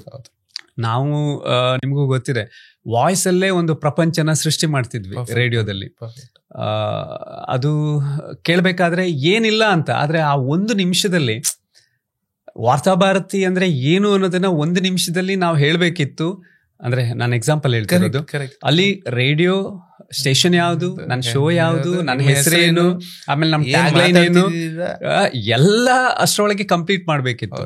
ಮತ್ತೆ ಇದು ಈ ಪಾಯಿಂಟಿಗೆ ನಂಗೆ ಏನ್ ಕನೆಕ್ಟ್ ಆಗುತ್ತೆ ಅಂತಂದ್ರೆ, ವೀಕ್ಷಕರೇ ನೋಡಿ, ಅವ್ರು ಹೇಳ್ತಿದಾರಲ್ಲ 1 ನಿಮಿಷದೊಳಗೆ ಇಷ್ಟೆಲ್ಲ ಹೇಳಬೇಕಿತ್ತು ಅಂತ. ಈಗ ನಾವೇನ್ ಶಾರ್ಟ್ಸ್ ಅಂತ ನೋಡ್ತಾ ಇದೀವಲ್ಲ, ಅದು ಆಗ್ಲೇ ಇತ್ತು. ಈಗ ಕಂಟೆಂಟ್ ಕ್ರಿಯೇಟರ್ಸ್ ಅಂತ ಏನ್ ಸೋಷಿಯಲ್ ಮೀಡಿಯಾದಲ್ಲಿ ಮಾಡ್ತಿದ್ದಾರೆ, ಈಗ ಏನ್ ಮಾಡಿದ್ರು ಕಂಟೆಂಟೇ. ಬಟ್ ಆ ಟೈಮಲ್ಲಿ ನಮ್ಗೆ ರೆಸ್ಟ್ರಿಕ್ಷನ್ಸ್ ತುಂಬಾ ಇತ್ತು. ಎಕ್ಸಾಕ್ಟ್ಲಿ. ಪೊಲಿಟಿಕಲ್ ಪಾರ್ಟಿ ಹೆಸರು ಹೇಳೋ ಆಗಿಲ್ಲ, ಹೌದು, ಪೊಲಿಟಿಷಿಯನ್ಸ್ ಬಗ್ಗೆ ಅಥವಾ ಯಾವುದೇ ನ್ಯೂಸ್ ಬಗ್ಗೆ ಮಾತಾಡೋ ಹಾಗಿಲ್ಲ, ಅದನ್ನ ಯಾರನ್ನು ತೇಜೋವಧೆ ಮಾಡೋ ಯಾವುದೇ ನೀವು ಆ ಪಕ್ಷ ಈ ಪಕ್ಷ ಆ ವಿಂಗು ಈ ವಿಂಗು ಅದೆಲ್ಲ ಏನಿಲ್ಲ. ಬ್ರ್ಯಾಂಡ್ ಹೆಸರು ಹೇಳಲಿಕ್ಕಿಲ್ಲ. ನಾನು ಟೂತ್ ಪೇಸ್ಟ್ ಅಂತ ಹೇಳ್ಬೋದು, ನಾನು ಕೋಲ್ಗೇಟ್ ಅಂತ ಹೇಳಿದ್ರೆ ಅದು ಹೇಳೋ ಹಾಗಿಲ್ಲ. ಅಂದ್ರೆ ಯಾವುದೇ ಬ್ರ್ಯಾಂಡ್ ಅನ್ನ ನನಗೆ ಮೆನ್ಷನ್ ಮಾಡೋ ಹಾಗಿಲ್ಲ. ಇಷ್ಟೆಲ್ಲಾ ವಿಷಯಗಳನ್ನ ಮೈಂಡ್ ಅಲ್ಲಿ ಇಟ್ಕೊಂಡು ಮಾತಾಡ್ಬೇಕಿತ್ತು. ಇನ್ನೊಂದು ತುಂಬಾ ಚಾಲೆಂಜಿಂಗ್ ಏನು ಅಂದ್ರೆ, ನಾನು ಶುರು ಮಾಡ್ಬೇಕಾದ್ರೆ ನಮ್ಗೆ ರೆಕಾರ್ಡ್ ಮಾಡಿ ಪ್ಲೇ ಮಾಡೋ ಆಪ್ಷನ್ನೇ ಇರಲಿಲ್ಲ. ಕರೆಕ್ಟ್. ಯಾರೋ ಒಬ್ರು ಲೈವ್ ಶೋಗೆ ಕಾಲ್ ಮಾಡಿದ್ರು ಅಂದ್ರೆ ಅವ್ರನ್ನ ಹೋಲ್ಡಲ್ಲಿ ಇಟ್ಟು ನಾನು ಆನ್ ಏರ್ಗೆ ತಗೊಳ್ತಿದ್ದೆ. ಏನಾಗ್ತಿತ್ತು ಅಂದರೆ, ಮಾತಾಡ್ತಾರೆ, ಸಾಂಗ್ 1-2 ನಿಮಿಷ ಇನ್ನೂ ಸಾಂಗ್ ಇದೆ, ಸಾಂಗ್ ಎಂಡ್ ಆದಮೇಲೆ ಅವ್ರು ನನ್ನ ಜೊತೆ ಮಾತಾಡಬೇಕು. ನನ್ನ ಜೊತೆ ಈಗ ಅವಿನಾಶ್ ಇದ್ದಾರೆ, ಅವಿನಾಶ್ ಅವರೇ 1-2 ನಿಮಿಷ ಆದಮೇಲೆ ನಿಮ್ಮನ್ನು ಆನ್ ಏರಲ್ಲಿ ನಾನು ಮಾತಾಡಿಸ್ತೀನಿ, ಹೋಲ್ಡಲ್ಲಿ ಇಡ್ತೀನಿ. ನೀವೇನು ಮಾಡ್ತೀರಿ, ಕಾಲಲ್ಲೇ ಇರ್ತೀರಿ. ಆ ಟೈಮಲ್ಲಿ ನಿಮ್ಮನ್ನ ಯಾರೋ ಕರೀತೀರಿ. ಈಗ ನನ್ನ ಜೊತೆ ಅವಿನಾಶ್ ಇದ್ದಾರೆ, ಅವಿನಾಶ್ ಅವರೇ ಹೇಳಿ ಎಲ್ಲಿಂದ ಕಾಲ್ ಮಾಡ್ತಿದ್ದೀರಾ? ಅಮ್ಮ ಬಂದೆ, ಬರ್ಪೆ ಅವ್ರು ಬೇರೆ ಯಾರ ಹತ್ರ. ಅಂದ್ರೆ ಈ ತರ ತುಂಬಾ ಆಗ್ತಿತ್ತು. ಆಮೇಲೆ ನನ್ನ ಜೊತೆ ಅವಿನಾಶ್ ಇದ್ದಾರೆ, ಅವಿನಾಶ್ ಅವರೇ ಮಾತಾಡಿ ಹೇಳ್ಬೇಕಾದ್ರೆ ಫೋನ್ ಟೊಯ್ ಅಂತ ಕಟ್ ಆಗ್ತಿತ್ತು. ಆಮೇಲೆ ಅವರಲ್ಲಿ ರೇಡಿಯೋ ಪ್ಲೇ ಮಾಡಿರ್ತಿದ್ರು, ಅದು ಎಕೋ ಆಗ್ತಿತ್ತು. ಆವಾಗ ನಾವೊಂದು ಪ್ರಿಪೇರ್ ಆಗಿರ್ತೀವಿ. ಈಗ ಅವಿನಾಶ್ ಹತ್ರ ನಾನು ಇದನ್ನೇ ಮಾತಾಡ್ಬೇಕು, ಈ ವಿಷಯಕ್ಕೆ ಅವಿನಾಶ್ ಏನ್ ಹೇಳ್ಬಹುದು, ಅದಕ್ಕೆ ನಾನೇನ್ ಮಾತಾಡ್ಬೇಕು. ಸಡನ್ ಆಗಿ ಫೋನ್ ಕಟ್ ಆಗಿಬಿಡುತ್ತೆ. ಆ ಟೈಮಲ್ಲಿ ನಾವು ಮ್ಯಾನೇಜ್ ಮಾಡ್ಲೇಬೇಕು. ಇದೆಲ್ಲ ಚಾಲೆಂಜಸ್ ನಾವು ಫೇಸ್ ಮಾಡಿ ಆ ಟೈಮಲ್ಲಿ ರೇಡಿಯೋ ಶೋ ಮಾಡ್ತಿದ್ವಿ. ಅದನ್ನ ಕೇಳಿ ಜನ ಈಗ ಕಾಲ್ಸ್, ಈಗ ರೇಡಿಯೋ ಶೋ ಮಾಡ್ಬೇಕಾದ್ರೆ ಲೈವ್ ಅಲ್ಲಿ ತುಂಬಾ ಕಾಲ್ಸ್ ಬರಲ್ಲ. ಆವಾಗ ಹಾಗಲ್ಲ, ಕಾಲ್ ಮಾಡಿ ರಿಸೀವ್ ಮಾಡಲ್ಲ ಅಂತಲ್ಲ, ಕನೆಕ್ಟೇ ಆಗ್ತಿಲ್ಲ, ನನ್ನ ಕಾಲನ್ನು ನೀವು ಬೇಕು ಅಂತಾನೆ ರಿಸೀವ್ ಮಾಡಲ್ಲ, ಈ ತರದ ಕಂಪ್ಲೇಂಟ್ಗಳು ನಮ್ಮ ಸ್ಟೇಷನ್ ಹೆಡ್ ಅವರಿಗೆ ಬರ್ತಿತ್ತು. ಲೆಟರ್ಗಳನ್ನ ಬರೀತಿದ್ರು. ಪರ್ಫೆಕ್ಟ್. ಇಷ್ಟೆಲ್ಲ ಅಂದ್ರೆ ಮತ್ತೆ ನಮ್ಮ ಪರ್ಸನಲ್ ವಿಷಯಗಳನ್ನ ತಿಳ್ಕೊಳ್ಳೋ ಕ್ಯೂರಿಯಾಸಿಟಿ ಮದುವೆ ಆಗಿತ್ತಾ, ಗರ್ಲ್ ಫ್ರೆಂಡ್ ಇದಾರಾ, ಸೊ ಈ ತರದ ವಿಷಯಗಳು ಅದೆಲ್ಲ ಒಂದು ಬೇರೆ. ಅದು ನನ್ನ ಪ್ರಕಾರ 2015ರವರೆಗೆ ನಡೆದಿದೆ. ಅದು FM ರೇಡಿಯೋದ ಒಂದು ಸುವರ್ಣ ಯುಗ ಅಂತಾನೆ ಹೇಳ್ಬೋದು. ಪರ್ಫೆಕ್ಟ್. ಒಂದು ಹೆಚ್ಚು ಕಡಿಮೆ ಒಂದು 8-9 ವರ್ಷ ಹೇಳ್ಬೋದು. ವೀಕ್ಷಕರೇ, ಆ ದಿನಗಳಲ್ಲಿ ಮಂಗಳೂರಿನ ಪ್ರತಿ ಬಸ್ಸಲ್ಲಿ ನಾವು FM ಕೇಳ್ತಿತ್ತು. ಆ 30 ಕಿಲೋಮೀಟರ್ಸ್ ಆನ್ ಏರ್ ಅಲ್ಲಿ ಎಲ್ಲ ಕಾರ್ಗಳಲ್ಲೂ FM. ವಾಟ್ ಅ ಗ್ರೇಟ್, ನೀವು ಹೇಳ್ದಂಗೆ ಸುವರ್ಣ ಯುಗ ಅಂತ ಹೇಳ್ಬೋದು. ಸೊ ಮಂಗಳೂರಿನ ದಿನಗಳು ಹೇಗಿದ್ದವು ಆಯ್ತು. ಆಗ ನಿಮ್ ಜೊತೆಗೆ ಇದ್ದವರೆಲ್ಲ ರೇಡಿಯೋ ಜಾಕೀಸ್ಗಳು ತುಂಬಾ ಜನರಿಗೆ ಎಲ್ರಿಗೂ ಹೆಸರಿತ್ತು. ಹೌದೌದು. ಅವರ ಹೆಸರುಗಳನ್ನೆಲ್ಲ ನೆನ್ಪು ಮಾಡ್ಕೊಳ್ಳಿ. ಮತ್ತೆ ಅವರೆಲ್ಲ ಎಲ್ಲಿದ್ದಾರೆ, ಈಗ ಹೇಗಿದ್ದಾರೆ, ಈಗ ಏನ್ ಮಾಡ್ತಿದ್ದಾರೆ? ಆವಾಗಿದ್ದವರಲ್ಲಿ ಈಗ ನಮ್ಮ ಸ್ಟೇಷನ್ ಅಲ್ಲೇ ಜರ್ನಿ ಶುರು ಮಾಡಿದವರು ರಾಜ್ ಬಿ ಶೆಟ್ಟಿ ಎಲ್ಲಿದ್ದಾರೆ ಅಂತ ನಾನು ಹೇಳ್ಬೇಕು ಅಂತಿಲ್ಲ. ರೆಡ್ ಎಫ್ ಎಮ್ ಇಂದಾನೆ ಅವರ ಕಾಲೇಜ್ ಮುಗಿದ ನಂತರ ಫಸ್ಟ್ ಜಾಬೇ ನನ್ನ ಪ್ರಕಾರ ರೇಡಿಯೋ ಜಾಕಿ ಆಗಿದ್ರು. ಅವ್ರು ಮಾಡ್ತಿದ್ದ ಶೋ ಅವ್ರು ಬಿಟ್ಟ ಮೇಲೆ ನಾನ್ ಶುರು ಮಾಡಿರೋದು. ಕರೆಕ್ಟ್. ಅಂದ್ರೆ ಹೆಸರು ಬೇರೆ. ಅವ್ರು ಮಾಡ್ತಿದ್ದಾಗ ಏನ್ ಹೆಸರು ಇತ್ತು? lovstory.com ಏನೋ ಇತ್ತು, ನನ್ ಕರೆಕ್ಟ್ ನೆನಪಿಲ್ಲ. ಅದಾದ್ಮೇಲೆ ಆ ಟೈಮ್ ಬ್ಯಾಂಡ್ ಅಲ್ಲೇ ನಾನ್ ಶುರು ಮಾಡಿದ್ದು. ಆಮೇಲೆ ಪೃಥ್ವಿ ಅಂಬರ್, ನಾಗರಾಜ್ ಅಂತ ಹೆಸರಲ್ಲಿ RJ ಆಗಿದ್ರು. ಆಮೇಲೆ ವರುಣ್ ಕಂಜರ್ಪಣೆ, ಆಮೇಲೆ RJ ಶಿಲ್ಪಾ, RJ ಎರೋಲ್ ನಮ್ಮಲ್ಲಿದ್ರು, ಆಮೇಲೆ ಬೇರೆ ಕಡೆ ಹೋದ್ರು. ಆಮೇಲೆ ಮಂಜುಳಾ ಅಂತ ಒಬ್ರು RJ ಇದ್ರು, RJ ಅನುರಾಗ್, ಈಗ ಮಾಸ್ಟರ್ ಆಫ್ ಸೆರೆಮನೀಸ್ ಮಾಡ್ತಿದ್ದಾರೆ. ಆಮೇಲೆ ಸಂಧ್ಯಾ ಅಂತ ಒಬ್ರಿದ್ರು, ಅವರು ಈಗ ಯಾವ್ದೋ ಕಾಲೇಜಲ್ಲಿ ಟೀಚಿಂಗ್ ಅಲ್ಲಿ ಇದ್ದಾರೆ. ಪಯಸ್ವಿನಿ ಅಂತ, ಶಿಲ್ಪಾ ಅಂತ ಇನ್ನೊಬ್ರಿದ್ರು. ಸೊ US ಅಲ್ಲಿ ಇದ್ದಾರೆ, ಅವ್ರ ಹೆಸರು ನಂಗೆ ನೆನಪಾಗ್ತಿಲ್ಲ. ನೀತಾ ಶೆಣೈ ಅಂತ, ಹೌದು. ಆಮೇಲೆ ನಿವೇದಿತಾ ಅಂತ ಒಬ್ರಿದ್ರು, ತ್ರಿವೇಣಿ ಅಂತ ಒಬ್ರಿದ್ರು. ಆಮೇಲೆ RJ ವಸಂತ್, ತ್ರಿಶೂಲ್ ಅಂತ, ಕರುಣಾಕರ್ ಅಂತ ಒಬ್ರಿದ್ರು. RJ ತ್ರಿಶೂಲ್ ಈಗ ಬೆಂಗಳೂರಲ್ಲಿ ರೇಡಿಯೋ ಸಿಟಿಯಲ್ಲಿ ಇದ್ದಾನೆ. ಸೊ RJ ನಯನ ಈಗಲೂ ಬೇರೆ ಸ್ಟೇಷನ್ ಇದ್ದಾರೆ. ಸೊ ಆತರ ನಮ್ಮ ರೇಡಿಯೋ ಸ್ಟೇಷನ್ ಅಲ್ಲಿ, ಅಂದ್ರೆ ನಮ್ಮ ಚಾನಲ್ ಅಲ್ಲಿ ಕೆಲಸ ಮಾಡಿದವರು, ಅದರಲ್ಲಿ ಈಗ ಪೃಥ್ವಿ ಅಂಬರ್ ತುಂಬಾ ಮೂವೀಸ್ ಅಲ್ಲೆಲ್ಲ ಆಕ್ಟ್ ಮಾಡಿ ಸ್ಯಾಂಡಲ್ವುಡ್ ಇದೊಂದು ಪಾಪ್ಯುಲರ್ ಸ್ಟಾರ್ ಆಗಿದ್ದಾರೆ. ಇವರೆಲ್ಲ ನಿಮ್ ಜೊತೆ ಸಂಪರ್ಕದಲ್ಲಿದ್ದಾರೆ? ಈಗ್ಲೂ ಇದ್ದಾರೆ, ಎಲ್ರು ಇದ್ದಾರೆ ನನ್ನ ಜೊತೆ.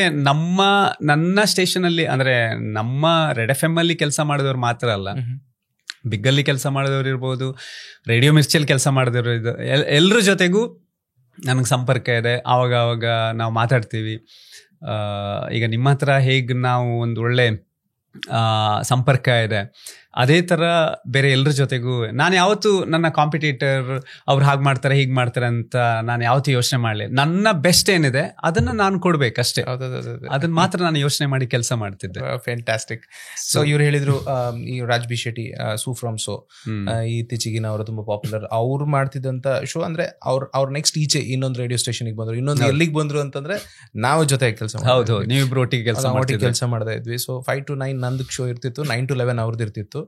ನನ್ನ ಸಾಂಗ್ ಬೂತ್ ಅಂತ ಬರ್ತಿತ್ತು. 9 to 11 ಅವರು ನಮ್ಮಲ್ಲಿಗೆ ಬಂದ ಮೇಲೆ ಲವ್ ಮಾಡಿ ನೋಡು ಅಂತ ಬರ್ತಿತ್ತು. ಅವರು ಲವ್ ಮಾಡಿ ನೋಡು ಅಂತಿದ್ರು, ನಾನು ಸವಿ ನೆನಪು. ಲವ್ ಮಾಡಿದ್ದು, ಬ್ರೇಕಪ್ ಆದದ್ದು, ಆಮೇಲೆ ಅದ್ರಲ್ಲೇ ಸಿಕ್ಕಾಕೊಂಡವ್ರು, ಅದರಿಂದ ಹೊರಗೆ ಬರೋದು ಹೇಗೆ, ಇದೆಲ್ಲ ನಾನ್ ಮಾತಾಡ್ತಿದ್ದೆ. ಫ್ಯಾಂಟಾಸ್ಟಿಕ್. ಆಗ್ಲಿ, ಎಲ್ಲಿದ್ದಾರೆ ಹೇಗಿದ್ದಾರೆ ಅಂತ ಆಯ್ತು. ಕೇಳುಗರು ನಿಮ್ಮ ಜೊತೆ ಯಾವ ರೀತಿ ಬೆರೀತಾ ಇದ್ರು ಅದು ನೀವು ಮೋಸ್ಟ್ಲಿ ಹೇಳಿದ್ರಿ, ಜನ ನಿಮ್ಮಲ್ಲಿಗೆ ಬರೋದು ಮಾತಾಡೋದೆಲ್ಲ. Well, let me twist. 16 ವರ್ಷಗಳ ಜರ್ನಿಯಲ್ಲಿ ಒಂದೆರಡು ತುಂಬಾ ಸ್ವಾರಸ್ಯಕರವಾದಂತಹ ಸಂಗತಿಗಳನ್ನ ನೆನ್ಪು ಮಾಡ್ಕೊಳ್ಳಿ. ಸ್ವಾರಸ್ಯಕರವಾದದ್ದು ಅಂದ್ರೆ, ಒಂದು, ನಾನು ಜಾಯ್ನ್ ಆಗ್ಲಿಕ್ಕಿಂತ ಸ್ವಲ್ಪ ಮೊದಲು ನನಗೆ ನನ್ನ ಪ್ರೊಡ್ಯೂಸರ್ ಹೇಳಿ ಗೊತ್ತು, ಒಬ್ರು RJ ಈ ರೇಡಿಯೋ ಶೋ ಮಾಡ್ಬೇಕಾದ್ರೆ ಏನಾಗುತ್ತೆ, ನಾವು ನೆಕ್ಸ್ಟ್ ಸಾಂಗ್ ಯಾವ್ದು ಬರುತ್ತೆ, ನನ್ನ ಮಾತು ಮುಗಿದ ಕೂಡಲೇ ಆ್ಯಡ್ ಪ್ಲೇ ಆಗುತ್ತೆ. ಸೊ ಅದಾದ್ಮೇಲೆ ನೆಕ್ಸ್ಟ್ ಯಾವುದೋ ಒಂದು ಒಳ್ಳೆ ಸಾಂಗ್ನ ನಾವು ಪ್ಲೇ ಮಾಡ್ತೀವಿ, ಅಲ್ಲಿವರೆಗೆ ಜನ ಟ್ಯೂನ್ ಔಟ್ ಆಗಬಾರ್ದು ಅಂತ ನಾವು ಹೇಳ್ತೀವಿ, ಇನ್ನೊಂದು ಸ್ವಲ್ಪ ಹೊತ್ತಲ್ಲೇ ನಿಮಗೋಸ್ಕರ ಈ ಹಾಡನ್ನು ಪ್ಲೇ ಮಾಡ್ತೀನಿ. ಆಗೊಬ್ಬರು RJ ಒಂದು ಸಾಂಗ್ ಪ್ಲೇ ಮಾಡಬೇಕಿತ್ತು. ಅವ್ರು ಹೇಳಿದ್ರಂತೆ, ಇನ್ನೊಂದು ಸ್ವಲ್ಪ ಹೊತ್ತಲ್ಲೇ ನಿಮ್ಗಾಗಿ ಎಡಕಾಲು ಗುಡ್ಡದ ಮೇಲೆ ಮೂವಿಯಿಂದ ಈ ಹಾಡನ್ನು ಪ್ಲೇ ಮಾಡ್ತೀನಿ. ಅಂದ್ರೆ ಆಕ್ಚುಲಿ ಎಡಕಲ್ಲು ಗುಡ್ಡದ ಮೇಲೆ ಮೂವಿ ಅವರು ಹೇಳ್ಬೇಕಾದ್ರೆ ಎಡಕಾಲು ಗುಡ್ಡದ ಮೇಲೆ, ಇವ್ರು ಈ ಕಡೆ ಕೂತ್ಕೊಂಡಿದ್ರು, ಇವ್ರೆದ್ದು ಬಲಕಾಲ ಅಪ್ಪನ ತಲೆ ಮೇಲೆ ಇಡ್ತೀನಿ ನೀನಂತ ಎದ್ದು, ಅಂದ್ರೆ ಹೇಳಿರೋ ಘಟನೆ ಇದು. ಒಂದು ನನ್ಗೆ ಯಾವಾಗ್ಲೂ ನೆನಪಾದಾಗ್ಲೆಲ್ಲ ನನ್ಗೆ ಶೋ ಮಾಡ್ಬೇಕಾದ್ರೆ ನಾನ್ ನೆಕ್ಸ್ಟ್ ಸಾಂಗ್ ಯಾವ್ದು ಪ್ಲೇ ಮಾಡ್ತೀನಿ ಅಂತ ನೋಡಿ ಹೆಸರು ಹೇಳ್ಬೇಕಾದ್ರೆ ಎಲ್ಲಾದ್ರೂ ಒಂದ್ ಸಣ್ಣ ತಪ್ಪಾದ್ರು ಕರೆಕ್ಟ್ 1000 ಜನ ಕೇಳ್ತಾರೆ, ಅದು ಒಂದು. ಆಮೇಲೆ ಇನ್ನೊಂದು ಘಟನೆ ಅಂದ್ರೆ, ಅದ್ ನೆನಪಾದಾಗ ನನಗೆ ಬಹಳ ಬೇಸರ ಆಗತ್ತೆ. ನಮ್ಮ ಮ್ಯಾಂಗ್ಳೂರಲ್ಲಿ ಏರ್ ಕ್ರಾಶ್ ಆದಾಗ, ಆ ಟೈಮಲ್ಲಿ ಅದಕ್ಕಿಂತ ಒಂದು 6 ತಿಂಗಳ ಮುಂಚೆಯಿಂದ ಒಬ್ರು ಕಾಲ್ ಮಾಡ್ತಿದ್ರು ನನಗೆ. ಅವ್ರ ಮಗ ದುಬೈಯಲ್ಲಿ ಇರೋದು, ಒಬ್ನೇ ಮಗ, ಅವರು ಒಬ್ರೇ ಇರೋದು ಮನೇಲಿ. ಅವರು ಪ್ರತಿ ದಿವಸ ರಾತ್ರಿ ಕಾಲ್ ಮಾಡಿ ಅವ್ರು ನನ್ನ ಹತ್ರ ಮಗ ಅಂತಾನೆ ಮಾತಾಡ್ತಿದ್ರು. ಒಬ್ಬ ಮಗ ಅಲ್ಲಿದ್ದಾನೆ, ಒಬ್ಬ ನಿನ್ ಜೊತೆ ಮಾತಾಡ್ಬೇಕಾದ್ರೆ ನನಗೆ ತುಂಬಾ ಖುಷಿ ಆಗತ್ತೆ ಅಂತ ಡೈಲಿ ಕಾಲ್ ಮಾಡೋದು. ನಂದು ಮಂಡೇ ಟು ಫ್ರೈಡೇ ಶೋ ಇತ್ತು, ಸ್ಯಾಟರ್ಡೆ ಸಂಡೇ ಇರ್ತಿರ್ಲಿಲ್ಲ. ಅವರು ಮಂಡೇ ಬಂದಾಗ ತುಂಬಾ ಬೇಜಾರಲ್ಲಿ, ಸ್ಯಾಟರ್ಡೆ ಸಂಡೇ ನೀನು ವಾಯ್ಸ್ ಕೇಳಲಿಕ್ಕಾಗ್ಲಿಲ್ಲ, ನನಗೆ ತುಂಬಾ ನೆನಪಾಗ್ತಿತ್ತು, ಹಾಗೆ ಹೀಗೆ ಅಂತ ಕಾಲ್ ಮಾಡ್ತಿದ್ರು. ಟಾಪಿಕ್ ಬಗ್ಗೆ ಮಾತಾಡ್ತಾನೆ. ನನ್ನ ಶೋನಲ್ಲಿ 50% ಜನ ಕಾಲ್ ಮಾಡೋದು ಆ ಟಾಪಿಕ್ ಬಗ್ಗೆ ಒಂದಾದ್ರೆ ಮತ್ತೆ ಅವ್ರ ವಿಷಯ ಹೇಳ್ಕೊಳ್ಳಕ್ಕೆ ಕಾಲ್ ಮಾಡ್ತಿದ್ರು, ತುಂಬಾ ರಿಲೀವ್ ಆಗೋದಕ್ಕೆ ಮಾತಾಡ್ತಿದ್ರು. ನಾನು ಕೂಡ ಟಾಪಿಕ್ ಬಿಟ್ಟು ಬೇರೆ ವಿಷಯಗಳನ್ನ ಹೇಳ್ತಿದ್ರು. ಒಂದಷ್ಟು ನನ್ನಿಂದ ಏನಾಗುತ್ತೆ ಅದ್ ನಾನು ಹೇಳ್ತಿದ್ದೆ. ಕೆಲವ್ರಿಗೆ ಅದು ಎಲ್ಲೋ ಒಂದ್ ಕಡೆ ಅವ್ರ ಮನಸ್ಸಿಗೆ ಮುಟ್ತಿತ್ತು ಅಥವಾ ಏನೋ ಒಂದ್ ಸಮಾಧಾನ ಸಿಕ್ತಿತ್ತು, ಅದ್ರಲ್ಲಿ ಅವ್ರು ಖುಷಿ ಆಗ್ತಿದ್ರು. ನನ್ಗೂ ಶೋ ಮುಗಿಬೇಕಾದ್ರೆ ಓಕೆ ಇವತ್ತು ಯಾರಾದ್ರೂ ಒಬ್ರ ಮನ್ಸಿಗಾದ್ರೂ ಒಂಚೂರು ಸಮಾಧಾನ ಸಿಕ್ತಲ್ಲ ಅನ್ನೋ ಖುಷಿ ನನಗಿರ್ತಿತ್ತು. ಇವ್ರು ಕಾಲ್ ಮಾಡ್ತಿದ್ರು. ಹೀಗೆ ಆ ಫ್ಲೈಟ್ ಅವ್ರ ಮಗ ಟಿಕೆಟ್ ಬುಕ್ ಮಾಡಿದ್ದ, ಆ ದಿನದಿಂದ ಅವ್ರು ಫುಲ್ ಆನ್ ಖುಷಿಯಲ್ಲಿದ್ರು. ಕಾಲ್ ಮಾಡಿ ಈ ಡೇಟ್ಗೆ ನನ್ನ ಮಗ ಬರ್ತಿದ್ದಾನೆ, ಬಂದಾಗ ಮನೆಗೆ ಅವ್ನು ಬಂದ ನಂತರ ಅವ್ನು ಕರ್ಕೊಂಡು ನಾನು ನಿಮ್ಮ ಸ್ಟುಡಿಯೋಗೆ ಬರ್ತೀನಿ, ನನಗೆ ಇನ್ನೊಬ್ಬ ಮಗ ಇದ್ದಾನೆ, ನಿನ್ನನ್ನು ಮೀಟ್ ಮಾಡಿಸ್ಬೇಕು, ಅವನ ಹತ್ರ ಹೇಳಿದ್ದೀನಿ ಬರ್ಬೇಕಾದ್ರೆ ನಿನಗೆ ಕೊಡ್ಲಿಕ್ಕೆ ಏನಾದ್ರು ತೊಗೊಂಡು ಬರಬೇಕು ಗಿಫ್ಟ್ ಅಂತೆಲ್ಲ ತುಂಬ ಮಾತಾಡ್ತಿದ್ರು. ಹಿಂದಿನ ದಿವಸ ರಾತ್ರಿ ನನಗೆ ಕಾಲ್ ಮಾಡಿ ಹೇಳಿದರು, ನಾಳೆ ಬೆಳಿಗ್ಗೆ 3 ಗಂಟೆಗೆ ನಾನು ಕ್ಯಾಬ್ ಬುಕ್ ಮಾಡಿದ್ದೀನಿ, ಅವರು ಈ ಕಡೆ ಮಂಜೇಶ್ವರ ಆ ಕಡೆ ಎಲ್ಲೋ ಇರಬೇಕು ಮೋಸ್ಟ್ಲಿ. ನಮ್ಗೇನಾಗ್ತಿತ್ತು ಅಂದರೆ ನಾವು ಆವಾಗ ಜಾಸ್ತಿ ಪರ್ಸ್ನಲ್ ವಿಷಯಗಳನ್ನು ಕೇಳ್ತಿರ್ಲಿಲ್ಲ, ಬಟ್ ಅವ್ರು ಕೇಳೋ ಪ್ರಯತ್ನ ಮಾಡ್ತಿದ್ರು. ನಾನು ಅಂದರೆ ನಿಮ್ಮ ಫ್ಯಾಮಿಲಿಲಿ ಯಾರಿದ್ದಾರೆ ಅಥವಾ ನಿಮ್ಮ ಕಾಂಟ್ಯಾಕ್ಟ್ ನಂಬರ್ ಕೊಡಿ. ನಾವು ಯೂಶ್ವಲಿ ಯಾವ ಕಾಲರ್ ಹತ್ರ ಸಹ ನಂಬರ್ ಎಲ್ಲ ಕೇಳ್ತಿರ್ಲಿಲ್ಲ, ನಮಗೆ ನಂಬರ್ ಡಿಸ್ಪ್ಲೇ ಸಹ ಆಗ್ತಿರ್ಲಿಲ್ಲ. ಸೊ ಮಾತಾಡ್ತಿದ್ವಿ, ಅಲ್ಲಿಗೆ ಬಿಡ್ತಿದ್ವಿ. ನಾಳೆ ಬೆಳಿಗ್ಗೆ ಬರ್ತಾನೆ. ಆ ನೈಟ್ ಮಾತಾಡ್ಬೇಕಾದ್ರೆ ಒಂದು ಖುಷಿ, 2 ವರ್ಷದ ನಂತರ ಮಗ ಬರ್ತಿದ್ದಾನೆ ಅನ್ನೋ ಖುಷಿ ಇದೆಯಲ್ಲ, ಆ ಮಾತಲ್ಲಿ ಕೇಳಬೇಕಾದ್ರೆ ನನಗೂ ಸಹ ಏನೋ ಒಂದಿಷ್ಟು ದಿವಸದಿಂದ ಇದು ಮಾಡಿದ್ದಾರೆ. ಓಕೆ ಅವ್ರ ಮಗ ಹೇಗಿದ್ದಾನೆ ನೋಡಬೇಕು, ಬರ್ತೀನಿ ಅಂತ ಹೇಳಿದಾರಲ್ಲ. ಆಯಿತು, ನಾನು ಮನೆಗೆ ಹೋದೆ. ಬೆಳಿಗ್ಗೆ ಈ ಇನ್ಸಿಡೆಂಟ್ ಆದಾಗ ನನಗೆ ಕಾಲ್ ಬಂತು, ಇವತ್ತು ರೇಡಿಯೋದಲ್ಲಿ ನೀವು ಯಾವುದು ತುಂಬ ಈ ಡ್ಯಾನ್ಸಿಂಗ್ ನಂಬರ್ಗಳನ್ನು ಪ್ಲೇ ಮಾಡಬೇಡಿ, ಜಾಸ್ತಿ ಈ ಬೇರೆ ವಿಷಯಗಳ ಬಗ್ಗೆ ಯಾವುದು ಮಾತಾಡೋದು ಬೇಡ, ಅದ್ರ ಬಗ್ಗೆನೇ ಹೆಲ್ಪ್ಲೈನ್ ನಂಬರ್ಗಳಿರ್ಬೋದು ಅಥವಾ ಅದಕ್ಕೆ ಸಂಬಂಧಪಟ್ಟಿರೋ ವಿಷಯಗಳನ್ನು ಮಾತ್ರ ಮಾತಾಡಿ ಅಂತ ಬೆಂಗಳೂರಿಂದ ನಮ್ಮ ಪ್ರೋಗ್ರಾಮಿಂಗ್ ಹೆಡ್ ಕಾಲ್ ಮಾಡಿ ಹೇಳಿದರು. ನನಗೆ ಈ ಇನ್ಸಿಡೆಂಟ್ ಕೇಳಿದ ಕೂಡಲೇ ಅವ್ರ ನೆನಪಾಯ್ತು. ನನಗೆ ಗೊತ್ತಿಲ್ಲ, ನನ್ನ ಕಣ್ಣಲ್ಲಿ ಫುಲ್ ಕಣ್ಣೀರು ಬರ್ಲಿಕ್ಕೆ ಶುರುವಾಯಿತು. ನಾನು ಅವತ್ತು ಎಷ್ಟು ಹತ್ತಿದ್ದೆ ಅಂದರೆ, ನನ್ನ ಅಣ್ಣನೇ ಬರ್ತಿದ್ದಾನೆ ಅಂದ್ರೆ ಅವ್ರ ಪ್ಲೇಸಲ್ಲಿ ನಿಂತಾಗ ಏರ್ಪೋರ್ಟ್ ಹೊರಗಡೆ ನಿಂತಿದ್ದಾರೆ, ಫ್ಲೈಟ್ ಕೆಳಗಡೆ ಬಂದಿದೆ, ಇನ್ನೊಂದು 15-20 ನಿಮಿಷದಲ್ಲಿ ಮಗ ಹೊರಗಡೆ ಬರ್ತಾನೆ, ಆ ತಾಯಿ ಕಾಯ್ತಿದ್ದಾರೆ. ಯೋಚನೆ ಮಾಡಿ. ಬಟ್ ಇದು ಒಬ್ರ ಕತೆ ಅಲ್ಲ, ತುಂಬಾ ಜನರಿಗೆ. ನನಗೆ ಪರ್ಸನಲಿ ನಾನು ಅವ್ರ ಜೊತೆ ಮಾತಾಡಿ ನಮ್ಮ ಮಧ್ಯೆ ಒಂದು ಆ ಅಟ್ಯಾಚ್ಮೆಂಟ್ ಬಿಲ್ಡ್ ಆಗಿತ್ತು. ನನಗೆ ಇವತ್ತಿಗೂ ಅದ್ ನೆನಪಾದಾಗ್ಲೆಲ್ಲ ಏನೋ ಒಂಥರ ನನ್ನ ರೇಡಿಯೋ ಲೈಫಲ್ಲಿ ಅದೊಂದು ಮರಿಲಿಕ್ಕೆ ಆಗದಿರೋ ಘಟನೆ ಅದು. ನಿಜ.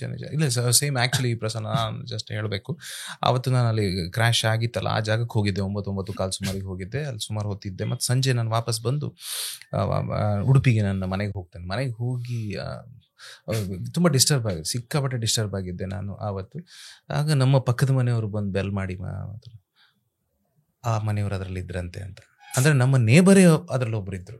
ನಾನು ಹೆಸರು ಹೇಳೋದಕ್ಕೆ ಇಷ್ಟಪಡಲ್ಲ. ಅಂದರೆ ಈ ಡಿಸ್ಟ್ರಾಕ್ಷನ್ ಮತ್ತು ಈ ಡಿಸ್ಟರ್ಬೆನ್ಸ್ ಎಷ್ಟಾಗಿತ್ತು ಆ ಘಟನೆಯಿಂದ. ನಾವೆಲ್ಲ ಆಗ ರೇಡಿಯೋದಲ್ಲಿ ತುಂಬ ಕೆಲಸ ಮಾಡ್ತಾ ಇದ್ವಿ. ಎನಿವೆ ಇದೊಂದು ಆಮೇಲೆ ಇನ್ನೊಬ್ರು ಬಜ್ಪೆ ಹತ್ರ ಮುತ್ತಪ್ಪ ಅಂತ ಒಬ್ರು ಕಾಲ್ ಮಾಡ್ತಿದ್ರು. ಅವರು ಹ್ಯೂಜ್ ಫ್ಯಾನ್. ಅವರು ಇಡೀ ದಿವಸ ಬೆಳಿಗ್ಗೆ ರೇಡಿಯೋ, ದಿನ ಶುರುವಾಗೋದೇ ರೇಡಿಯೋದಿಂದ, ಮುಗಿಯೋದು ರೇಡಿಯೋದಿಂದ. ಲಾಸ್ಟ್ ಅವರಿಗೆ ಸಾಯ್ಬೇಕಾದ್ರೆ ರೇಡಿಯೋ ಕೇಳ್ತಿರುವಾಗ್ಲೇ ಹಾರ್ಟ್ ಅಟ್ಯಾಕ್ ಆಗಿ ತಿರುಗೋದ್ರು. ಅವ್ರ ಮನೆಯವ್ರು ಹೇಳಿದ್ರು ಅಂತ ಗೊತ್ತಾಯ್ತು. ಆಮೇಲೆ ಇನ್ನೊಬ್ರು ರಮೇಶ್ ರಾವ್ ಕೈಕಂಬ ಅಂತ ಒಬ್ರಿದ್ರು. ಅವ್ರ ಫ್ಯಾಮಿಲಿಯವ್ರು ಯಾರು ರೇಡಿಯೋ ಕೇಳ್ತಿರ್ಲಿಲ್ಲ, ಅಂದ್ರೆ ಇವ್ರು ಶಾಪಲ್ಲಿ ಕೇಳ್ತಿದ್ರು. ಡೈಲಿ ಕಾಲ್ ಮಾಡ್ತಿದ್ರು, ಯಾವುದೇ ಟಾಪಿಕ್ ಇರ್ಲಿ. ಅವ್ರೊಂದು 1 ನಿಮಿಷ ಮಾತಾಡ್ತಿದ್ರು. ಅವರು ಮಾತಾಡೋದನ್ನ ಕೇಳಲಿಕ್ಕೆ ಒಂದಷ್ಟು ಜನ ಫ್ಯಾನ್ಸ್ ಇದ್ರು. ನಾನು ಒಂದ್ ದಿವಸ ಅವ್ರ ಶೋ ಅಲ್ಲಿ ಅವರ ವಾಯ್ಸ್ ಅನ್ನ ಪ್ಲೇ ಮಾಡ್ಲಿಲ್ಲ ಅಂದ್ರೆ, ಇವತ್ತು ರಮೇಶ್ ರಾವ್ ಕಾಲ್ ಮಾಡ್ಲಿಲ್ವಾ ನಿಮ್ಗೆ, ಬೇರೆಯವ್ರು ಕೇಳ್ತಿದ್ರು. ಅಷ್ಟು ಚಂದ ಮಾತಾಡ್ತಿದ್ರು. ಮತ್ತೆ ಅವರಿಗೆಲ್ಲ ಕಾಲ್ ಸಿಕ್ತಿತ್ತು ನೋಡಿ, ಅವ್ರಿಗೆ ಸಿಕ್ತಿತ್ತು. ಅವ್ರಿಗೆ ಕರೆಕ್ಟ್ ಗೊತ್ತಿರ್ತಿತ್ತು ಯಾವಾಗ ಮಾಡ್ಬೇಕು ಅನ್ನೋದು. ಅವರು ತೀರ್ಕೊಂಡಾಗ ಸಹ ಹಾಗೆ ಅವ್ರ ಮನೆಯವರು ಆಮೇಲೆ ಯಾರೋ ಒಬ್ರು ಸ್ಟುಡಿಯೋಗೆ ಬಂದು ಹೇಳಿ ಹೋದ್ರು, ನೀವೊಂದು ಬರ್ಬೇಕು. ಹೇಗೆ ಒಂದು ರೇಡಿಯೋ ನಿಮ್ಮನ್ನ ಎಷ್ಟು ಜನರ ಜೊತೆ ಬೆಸೀತು. ಆಮೇಲೆ ಇನ್ನು ಕೆಲವು ತುಂಬಾ ಇದೆ. ಅದರಲ್ಲಿ ನನಗೆ ಒಂದು ಆತ್ಮತೃಪ್ತಿ ಕೊಟ್ಟಿರೋದೇನು ಅಂತ ಹೇಳಿದ್ರೆ, ತುಂಬಾ ಜನ ಈ ಹಾಸ್ಪಿಟಲೈಸ್ ಆದವರಿಗೆ ಈ ಬ್ಲಡ್ ಡೋನರ್ಸ್ ಇದಾರಲ್ಲ, ತುಂಬಾ ಜನರಿಗೆ ಹೆಲ್ಪ್ ಆಗ್ತಿತ್ತು. ನಾನು ಏನ್ ಮಾಡ್ತಿದ್ದೆ ಅಂದ್ರೆ ನಮ್ಗೆ ಡೈರೆಕ್ಟ್ ಆಗಿ ಇಂಥವ್ರಿಗೆ ಬ್ಲಡ್ ಬೇಕಿದೆ ಬಂದು ಕೊಡಿ ಅಂತ ಹೇಳೋ ಹಾಗಿರ್ಲಿಲ್ಲ. ಅಂದ್ರೆ ಆತರ ಹೇಳಿದ್ರೆ ಇಡೀ ದಿವಸ ನಾವು ಅದನ್ನೇ ಮಾಡ್ಬೇಕಾಗತ್ತೆ. ಸೊ ಹಾಗಾಗಿ ನಾನೇನ್ ಮಾಡ್ತಿದ್ದೆ ಅಂತ ತುಂಬಾ ನೀಡಿರೋರು ಹಾಸ್ಪಿಟಲ್ ಇಂದ ತುಂಬಾ ಜನ ಕಾಲ್ ಮಾಡ್ತಿದ್ರು. ಕಾಲ್ ಮಾಡಿದಾಗ ನಾನು ಅವರಿಗೆ ಅವ್ರು ಏನ್ ಮಾತಾಡ್ತಾರೆ ಅದನ್ನ ಲೈವ್ ಅಲ್ಲಿ ಪ್ಲೇ ಮಾಡ್ತಿದ್ದೆ. ಆವಾಗ ಅದನ್ನ ಕೇಳಿ ಯಾರೋ ಹೋಗಿ ಅವರಿಗೆ ಬ್ಲಡ್ ಕೊಟ್ಟು ಆಮೇಲೆ ಈ ಪೇಷಂಟ್ ಪಾರ್ಟಿಯವರು ಆಮೇಲೆ 1-2 ದಿವಸ ಬಿಟ್ಟು ನನಗೆ ಕಾಲ್ ಮಾಡಿ ನಿಮ್ಮಿಂದ ಒಂದು ದೊಡ್ಡ ಹೆಲ್ಪ್ ಆಯಿತು, ಆ ಟೈಮಲ್ಲಿ ತುಂಬ ನೀಡಿತ್ತು, ಯಾರೋ ಬಂದು ಕೊಟ್ಟು ಹೋದ್ರು. ನಾನು ಹೇಳಿದೆ ನೀವು ಥ್ಯಾಂಕ್ಸ್ ಹೇಳೋದಿದ್ರೆ ಅವ್ರಿಗೆ ಹೇಳಿ, ನನಗಲ್ಲ. ಒಂದು ಘಟನೆ ನಡೀತು ಇದೇ ಥರ. ಒಂದು ಆಕ್ಸಿಡೆಂಟ್ ಕೇಸಲ್ಲಿ ಒಬ್ಬರು ನಮ್ಮ ಮಂಗಳೂರಿನೊಂದು ಹಾಸ್ಪಿಟ್ಲ್ ಅಡ್ಮಿಟ್ ಆಗಿದ್ರು. ಆವಾಗ ಅವರಿಗೆ ಒಂದು ತುಂಬ ಸೀರಿಯಸ್ ಇತ್ತು, ಸುಮಾರು ಬಾಟಲ್ಸ್ ಬ್ಲಡ್ ಬೇಕಿತ್ತು. ನಾನೇನು ಮಾಡಿದೆ, ಅವ್ರು ಕಾಲ್ ಮಾಡಿದರು ಸರ್, ಒಂದು ರೇಡಿಯೋದಲ್ಲಿ ಅನೌನ್ಸ್ ಮಾಡಿ. ನಾನೇನು ಮಾಡಿದೆ, ಅವರಿಗೆ ನಾನು ಹೇಳೋದಕ್ಕಾಗಲ್ಲ, ನೀವು ಏನಾಗಿದೆ ಅನ್ನೋದು ನೀವು ಹೇಳಿ, ನಾನು ಅದನ್ನು ಪ್ಲೇ ಮಾಡ್ತೀನಿ. ನನ್ನ ಜೊತೆ ಒಬ್ಬರು ಕಾಲರ್ ಇದ್ದಾರೆ ಅಂತ ಹೇಳಿದೆ. ಅವರು ಎಲ್ಲ ಮಾತಾಡಿದರು. ಆಯಿತು, ನಾನು ಅಲ್ಲಿಗೆ ಬಿಟ್ಟೆ, ಯಾರಾದರೂ ಮಾಡ್ಬೋದು ಅಂತ. ಅದಾಗಿ ಒಂದು 5-6 ದಿವಸ ಆದಮೇಲೆ ಅವ್ರು ಬಂದರು, ಸ್ಟುಡಿಯೋಗೆ ಬಂದು ಆ ನೈಟ್ ಶೋ ಅಲ್ಲಿ ಬರ್ತಾರಲ್ಲ, ನನ್ನ ಹೆಸರು ಸಹ ಕರೆಕ್ಟ್ ಗೊತ್ತಿಲ್ಲ ಅವರಿಗೆ, ನೈಟ್ ಒಬ್ರು ಬರ್ತಾರಲ್ಲ ಅಂತ ಹೇಳಿದ್ರು. ಆಮೇಲೆ ನಾನು ಹೊರಗಡೆ ಬಂದೆ, ನನ್ನ ಕಾಲು ಹಿಡಿಲಿಕ್ಕೆ ಬಂದ್ರು ಅವರು. ಆಯ್ತಾ, ನಾನು ಹೇಳಿದೆ ಏನು ಮಾಡ್ತಿದ್ದೀರಿ? ಇಲ್ಲ, ನನ್ನ ಮಗನಿಗೆ ಆಕ್ಸಿಡೆಂಟ್ ಆಗಿತ್ತು ಅವತ್ತು. ಒಬ್ರು ನರ್ಸ್ ಹೇಳಿದ್ರು, ಈಗ ರೇಡಿಯೋ ಶೋಸ್ ಎಲ್ಲ ನೀವು ಫೋನ್ ಮಾಡಿ, ಕೆಲವೊಮ್ಮೆ ಯಾರಾದರೂ ಬಂದು ಹೆಲ್ಪ್ ಮಾಡ್ತಾರೆ, ಸುಮಾರು ಆಗಿದೆ ಅಂತ. ಆಮೇಲೆ ಹೇಳಿದರು 6 ಜನ ಬಂದಿದ್ದಾರಂತೆ, ಮಗ ಬದುಕಿದ್ದಾನೆ, ಅದಕ್ಕೆ ಬಂದೆ ಅಂತ. ನಾನು ಹೇಳಿದೆ, ಸಾಧ್ಯ ಆದರೆ ಯಾರೆಲ್ಲ ಬ್ಲಡ್ ಕೊಟ್ಟಿದ್ದಾರೆ ನಂಬರ್ ತಗೊಂಡು ಫೋನ್ ಮಾಡಿ ಥ್ಯಾಂಕ್ಸ್ ಹೇಳಿ. ನಾನೇನು ಮಾಡಲಿಲ್ಲ, ನೀವು ಹೇಳಿರೋದನ್ನ ನಾನು ಜಸ್ಟ್ ಪ್ಲೇ ಮಾಡಿರೋದಷ್ಟೇ. ಹೆಲ್ಪ್ ಮಾಡಿರೋದು ಅವರು ಅಷ್ಟು ರಾತ್ರಿಗೆ ಬಂದು ಮಾಡಿದ್ರಲ್ಲ. ಬಟ್ ನನಗೊಂದು ಖುಷಿ ಏನು ಅಂದರೆ, ರೇಡಿಯೋ ಶೋನಲ್ಲಿ ಎಂಟರ್ಟೈನ್ಮೆಂಟ್ ಒಟ್ಟಿಗೆ ಎಲ್ಲೋ ಒಂದು ಕಡೆ ಇಂಥ ಒಂದು ಸೋಷಿಯಲ್ ವರ್ಕ್ ನಡೀತಿತ್ತಲ್ಲ ಅಂತ, ಅದೊಂದು ಸಮಾಧಾನ ನನಗಿದೆ. ಆಮೇಲೆ ಫೈನಾನ್ಷಿಯಲ್ ಹೆಲ್ಪ್ ತುಂಬಾ ಜನ ಮಾಡಿದ್ದಾರೆ ಈ ತರ ಆದಾಗ. ನೆಲ್ಯಾಡಿ ಅವರೊಬ್ರು ತಾಯಿ ಮತ್ತೆ ಮಗಳು ಅಡ್ಮಿಟ್ ಆಗಿ ಅವ್ರು ಫೋನ್ ಮಾಡಿ ಫುಲ್ಲು ಹತ್ಬಿಟ್ರು ಶೋನಲ್ಲಿ, ಈ ತರ ಆಗಿದೆ, ಇಷ್ಟು ಬಿಲ್ ಆಗಿದೆ, ಗಂಡ ಹಾಸ್ಪಿಟ್ಲಲ್ಲೇನೋ ಅಡ್ಮಿಟ್ ಆಗಿದ್ರು, ತುಂಬಾ ಆಗಿದೆ, ಡಿಸ್ಚಾರ್ಜ್ ಮಾಡ್ಲಿಕ್ಕೆ ದುಡ್ಡಿಲ್ಲ ನನ್ನ ಹತ್ರ, ಏನಾದ್ರು ಒಂದು ಹೆಲ್ಪ್ ನನ್ನ ಹತ್ರ ಕೇಳಿದ್ರು ಅವರು. ನಾನು ಪ್ಲೇ ಮಾಡಿದೆ. ಆಮೇಲೆ ನನ್ನಿಂದ ಒಂದು ಸಣ್ಣ ಇದು ನಾನು ಮಾಡಿದೆ.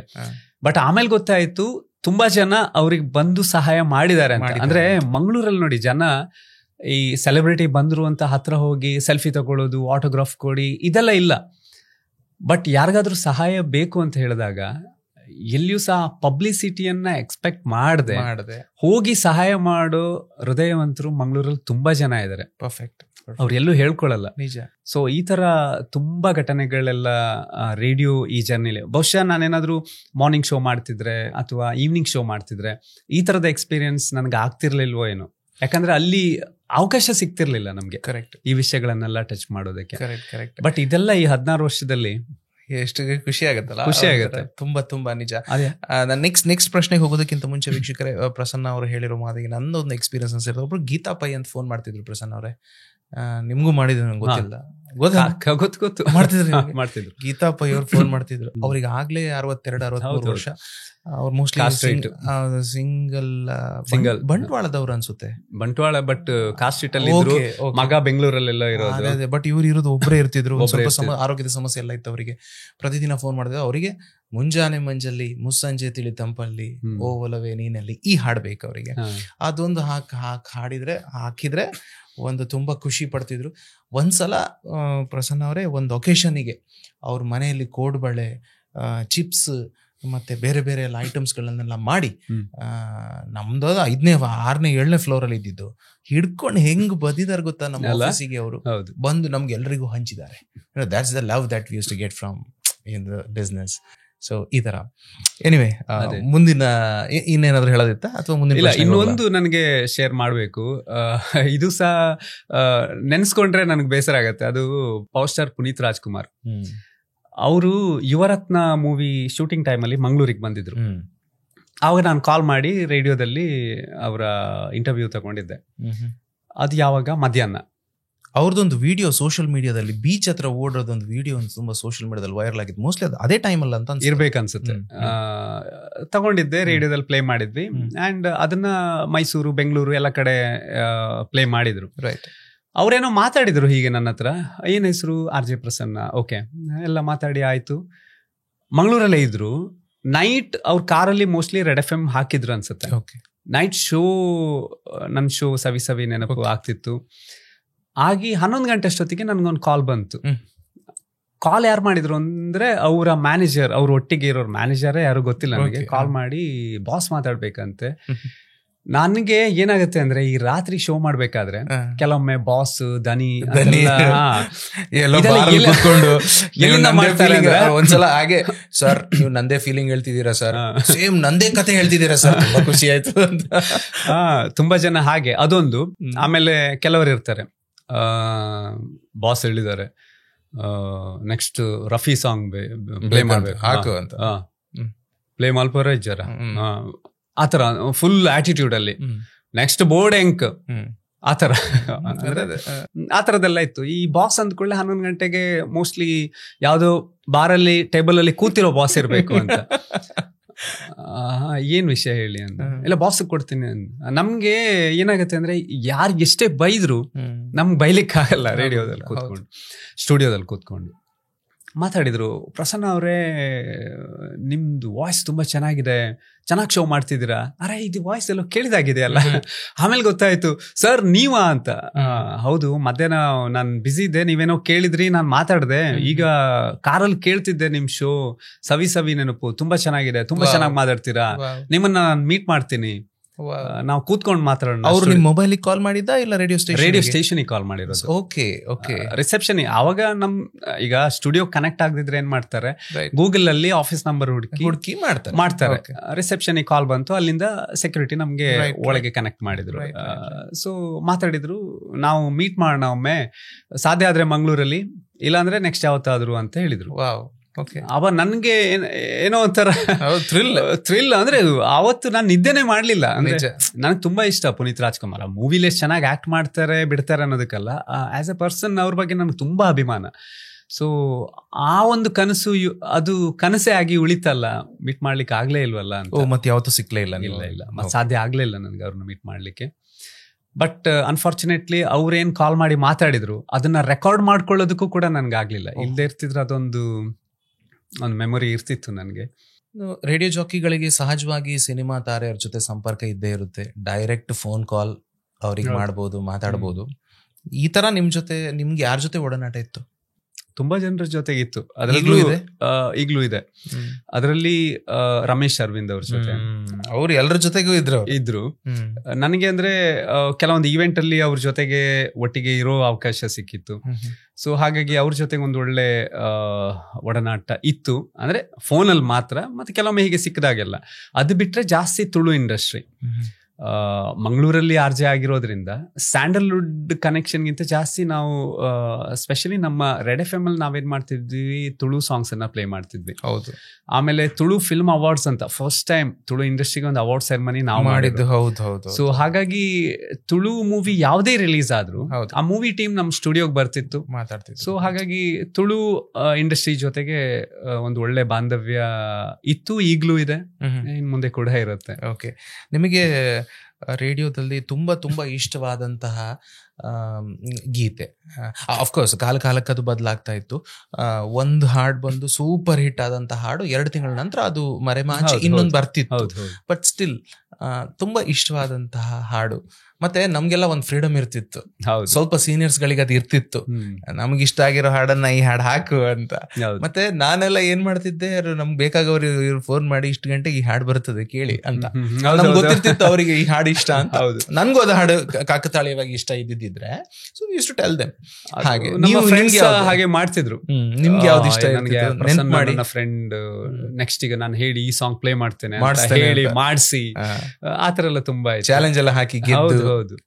ನನ್ಗೆ ಅಮೆರಿಕ ಸಿನಿಮಾದ 100 ಜನ್ಮಕ್ಕೂ ಆ ಸಾಂಗ್ ತುಂಬಾ ಇಷ್ಟ. ಇನ್ನು ಹಳೆ ಹಾಡುಗಳು ಬಂದಾಗ, ಹಳೆ ಹಾಡುಗಳು ಎಲ್ಲವೂ ನನಗಿಷ್ಟ. SP ಬಾಲಸುಬ್ರಹ್ಮಣ್ಯಂ ಹಾಡಿರೋ ಎಲ್ಲ ಹಾಡುಗಳು ನನಗಿಷ್ಟ. ಯಾಕಂದ್ರೆ ಚಿಕ್ಕ ವಯಸ್ಸಿಂದಾನು SPB ಜಾನಕಿ ಅಂದ್ರೆ ನನಗೆ ಬಹಳ ಇಷ್ಟ ಇತ್ತು. ಸೊ ಅವರ ಹಾಡುಗಳು. ಆಮೇಲೆ 90s ಬಂದ್ರೆ ಕೆ ಕಲ್ಯಾಣ್ ಅವರ ಸಾಹಿತ್ಯ, ಅಮೃತವರ್ಷಿಣಿ, ಅದೆಲ್ಲ ನನಗೆ ಬಹಳ ಇಷ್ಟ. ಯಾವಾಗ್ಲೂ ಪ್ಲೇ ಮಾಡ್ತಿದ್ದ ಹಾಡು ಅಂತ ಹೇಳಿದ್ರೆ ಒಂದು ಬಂಧನ ಸಿನಿಮಾದ 101 ನೆನಪು ಎದೆಯಾಳದಿಂದ. ಆಮೇಲೆ ಇನ್ನೊಂದು ಸವಿ ಸವಿ ನೆನಪು, ಸಾವಿರ ನೆನಪು, ಅದು ಸಹ ನನಗೆ ಬಹಳ ಇಷ್ಟ ಆಗ್ತಿತ್ತು. ಯಾವಾಗ್ಲೂ ಮತ್ತೆ ಮತ್ತೆ ಪ್ಲೇ ಮಾಡ್ತಿದ್ದೆ. ಇನ್ನು ಮೆಲೋಡಿ ಹಾಡುಗಳು ಈ ಅಮೃತವರ್ಷಿಣಿ ಇರ್ಬೋದು, ಆ ಟೈಮಲ್ಲಿ ಚಂದ್ರಮುಖಿ ಪ್ರಾಣಸಖಿ, ನಮ್ಮೂರ ಮಂದಾರ ಹೂವೆ, ಅಮೆರಿಕಾ ಓ ಮಲ್ಲಿಗೆ, ಈ ತರದ ಸಿನಿಮಾಗಳ ಹಾಡುಗಳನ್ನ ನಾನು ಜಾಸ್ತಿ ಪ್ಲೇ ಮಾಡ್ತಿದ್ದೆ. ಸೊ ಅದು ಮತ್ತೆ ಮತ್ತೆ ಅಂದ್ರೆ ನಾನು ಒಮ್ಮೆ ಕಲ್ಯಾಣ್ ಸಿಕ್ಕದಾಗ ಹೇಳಿದ್ದೆ, ಸವಿ ಸವಿ ನೆನಪು ಶೋನಲ್ಲಿ ಬಹುಶಃ ಅತಿ ಹೆಚ್ಚು ನಾನೇನಾದ್ರೂ ನಾನು ಬಹಳ ಇಷ್ಟಪಟ್ಟು ಮತ್ತೆ ಮತ್ತೆ ಪ್ಲೇ ಮಾಡಿದ್ರೆ ಅದು ನಿಮ್ಮ ಹಾಡುಗಳನ್ನ ಅಂತ. ಓಕೆ. ಆಮೇಲೆ ಹಳೆಯ ಹಾಡುಗಳು ನನ್ನ ಶೋನಲ್ಲಿ ಜಾಸ್ತಿ 80s 90s ಹಾಡುಗಳನ್ನೆಲ್ಲ ಪ್ಲೇ ಮಾಡ್ತಿದ್ವಿ. ಹಿಂದಿಲಿ ಕಿಶೋರ್ ಕುಮಾರ್ ಅಂದ್ರೆ ನನ್ಗೆ ಬಹಳ ಇಷ್ಟ. ಕಿಶೋರ್ದ ಹಾಡುಗಳನ್ನ ಸಹ ನಾನು ತುಂಬಾ ಪ್ಲೇ ಮಾಡ್ತಿದ್ದೆ, ಇಷ್ಟಪಡ್ತಿದ್ದೆ. ನನ್ಗನ್ಸುತ್ತೆ ನೀವು ಮಧ್ಯೆ ತುಂಬಾ ಬರಿತಿದ್ರಿ ಕೂಡ. ತುಂಬಾ ಬರಿತಿದ್ದೆ, ಬಟ್ ಇತ್ತೀಚೆಗೆ ಬರಿತಾ ಇಲ್ಲ. ಇತ್ತೀಚೆಗೆ ಸ್ವಲ್ಪ ಬರೀಲಿಕ್ಕೆ ಶುರು ಮಾಡಿದ್ದೇನೆ. ಈಗ ಅಂದ್ರೆ ಸೋಷಿಯಲ್ ಮೀಡಿಯಾದಲ್ಲಿ ಫೇಸ್ಬುಕ್ ಅಲ್ಲೆಲ್ಲ ಕೆಲವು ಆರ್ಟಿಕಲ್ ಗಳನ್ನೆಲ್ಲ ಬರಿತಿದ್ದೀರಲ್ಲ, ಆವಾಗ ನಾನು ತುಂಬಾ ನನ್ನ ಆರ್ಟಿಕಲ್ಗಳು ಪಬ್ಲಿಷ್ ಆಗ್ತಿತ್ತು, ಬೇರೆ ಬೇರೆ ಪತ್ರಿಕೆಗಳಲ್ಲೂ ತುಂಬಾ ಬರ್ತಿತ್ತು. ನಾನು ಇಫ್ ಐ ಆಮ್ ರೈಟ್, ನನ್ಗೆ ನಿಮ್ಮ ಆರ್ಟಿಕಲ್ ಒಂದನ್ನ ಓದಿದ ನೆನಪಿದೆ. ನನ್ನ ನೆನಪಿಂದನೇ ಹೇಳ್ತಿರೋದು, ಮತ್ತೆ ಅದು ಯಾವ ತಯಾರಿಯಿಂದನೂ ಹೇಳ್ತಿರೋದಲ್ಲ. ಮತ್ತೆ ಅದ್ರ ಟೈಟಲ್ ಕೂಡ ನೆನಪಿದೆ ಅಂತ ಅನ್ಸುತ್ತೆ. ಅದ್ ಸರಿ ಇದ್ರೆ ಸರಿ ಅಂತ ಹೇಳಿ, ಇಲ್ಲ ಅಂತಂದ್ರೆ ಇಲ್ಲ ಅಂತಾನೆ ಹೇಳಿ. ಸೋಲು ಕೊನೆಯಲ್ಲ, ಗೆಲುವು ಮರೀಚಿಕೆ ಅಲ್ಲ. ಕರೆಕ್ಟ್? ಹೌದು, ನಾನೇ ಬರ್ದಿರೋದು ಅಲ್ವಾ? ನೋಡಿ, ಆ ಟೈಟಲ್ ಎಷ್ಟೋ ವರ್ಷಗಳ ಹಿಂದೆ ಓದಿರೋದು ನನಗೆ ಈಗಲೂ ನೆನಪಿದೆ. ಬಹಳ ಇಷ್ಟ ನನಗೆ. ನಾನು ಹೇಳೋದನ್ನ ಮರ್ತೆ, ಬರೆಯೋದು ಎಷ್ಟು ಇಷ್ಟ ಇತ್ತು, ಅದರ 1000 ಪಟ್ಟು ಓದ್ತಿದ್ದೆ ನಾನು. ಎಷ್ಟು ಓದುವ ಹುಚ್ಚ ಅಂದ್ರೆ ನನಗೆ, ನಾನು ಹೇಗೆ ಅಂದ್ರೆ ಈಗ ಒಂದು ಶಾಪಿಗೆ ಹೋಗಿ, ಒಂದು ಅಂಗಡಿಗೆ ಹೋಗಿ ಬೋಂಡಾ ಬಜ್ಜಿ ಏನಾದ್ರು ತಗೊಂಡ್ರೆ ಅವ್ರ ಪೇಪರ್ ಅಲ್ಲಿ ಕಟ್ಟಿ ಓದ್ತಿದ್ರಿ. ತಿಂದಾದ್ಮೇಲೆ ಅದನ್ನು ಸಹ ಓದ್ತಿದ್ದೆ ನಾನು. ಅಷ್ಟು ನಾನು ಬಸ್ ಹತ್ಬೇಕಾದ್ರೆ ಬುಕ್ ಇಲ್ಲದೆ ನಾನು ಬಸ್ಸನ್ನ ಹತ್ತಾನೆ ಇರ್ಲಿಲ್ಲ. ಈಗ ನಾವೇನೋ ವಾಟರ್ ಬಾಟ್ಲ್ ಇಟ್ಕೊಳ್ತೀವಿ, ಇಲ್ಲ ದುಡ್ಡಿದೆಯಾ ಇಲ್ವಾ ಅದೆಲ್ಲ ಚೆಕ್ ಮಾಡಿ. ನನಗೆ ಬುಕ್ ಇಲ್ಲದೆ ನನಗೆ ಬಸ್ಸಲ್ಲಿ ಟ್ರಾವೆಲ್ ಮಾಡ್ಲಿಕ್ಕೆ ಆಗಲ್ಲ. ಫ್ಯಾಂಟಾಸ್ಟಿಕ್. ಅಷ್ಟು ಓದ್ತಿದ್ದೆ. ಈಗ ಫೋನ್ ಇಲ್ಲದೆ ಬಸ್ ಹತ್ತಕ್ಕೆ ಆಗಲ್ಲ ನಮ್ಗೆ. ಈಗ ಹೇಗಾಗಿದೆ ಅಂದ್ರೆ ಯಾರು ನಮ್ಮ ಹಿರಿಯರೆಲ್ಲ ಹೇಳ್ತಿದ್ರು, ಅಂತರಾತ್ಮದಲ್ಲಿ ಪರಮಾತ್ಮನ ಧ್ಯಾನ ಇರ್ಬೇಕಂತೆ. ಈಗ ಅಂತರಂಗದಲ್ಲಿ ಅಂತರ್ಜಾಲವನ್ನ ನಾವು ಧ್ಯಾನ ಮಾಡ್ತಾ ಇರ್ಬೇಕು. ಹಾಗಾಗಿದೆ. ಎಲ್ಲ ಹೇಳ್ತಾರೆ ಟೈಮ್ ಇಲ್ಲ ಅಂತ. ರಾತ್ರಿ ಮಲಗುವಾಗ ಇವತ್ತು ನಾವು ಎಷ್ಟು ಸ್ಕ್ರೀನ್ ಟೈಮ್ ನೋಡಿದ್ದೇವೆ, ಎಷ್ಟು ಟೈಮ್ ನಾವು ಸೆಲ್ ಫೋನಿಗೆ ಕೊಟ್ಟಿದ್ದೇವೆ, ಫೋನಲ್ಲೇ ಚೆಕ್ ಮಾಡ್ಲಿಕ್ಕೆ ಆಗತ್ತಲ್ಲ. 3-4 ಗಂಟೆ ಅಂತೂ ಮಿನಿಮಮ್ ಪ್ರತಿಯೊಬ್ರು ಫೋನಿಗೆ ಟೈಮ್ ಕೊಡ್ತಾರೆ. ಒಟ್ಟಿಗೆ ಕೂತ್ಕೊಂಡು, ನೀವು ಬಹಳ ಚಂದ ಹೆಸರಿಟ್ಟಿದ್ದೀರಿ ಕೂತು ಮಾತಾಡುವ ಅಂತ. ಕೂತ್ಕೊಂಡು ಮಾತಾಡುವಂತವೇ ಕೂತ್ಕೊಳ್ಳುದು. ಎಕ್ಸಾಕ್ಟ್ಲಿ. ಮುಖ ನೋಡುದಿಲ್ಲ, ಫೋನ್ ನೋಡ್ಕೊಂಡೇ ಮಾತಾಡುದು. ಅವಿನಾಶ್ ಹೇಳಿ, ಇಷ್ಟರಲ್ಲೇ ಮುಗಿದೋಗುತ್ತೆ. ಅದು ಮನೆ ಇರ್ಲಿ, ಹೋಟೆಲ್ ಇರ್ಲಿ, ಎಲ್ಲೇ ಇರ್ಲಿ. ಓಕೆ.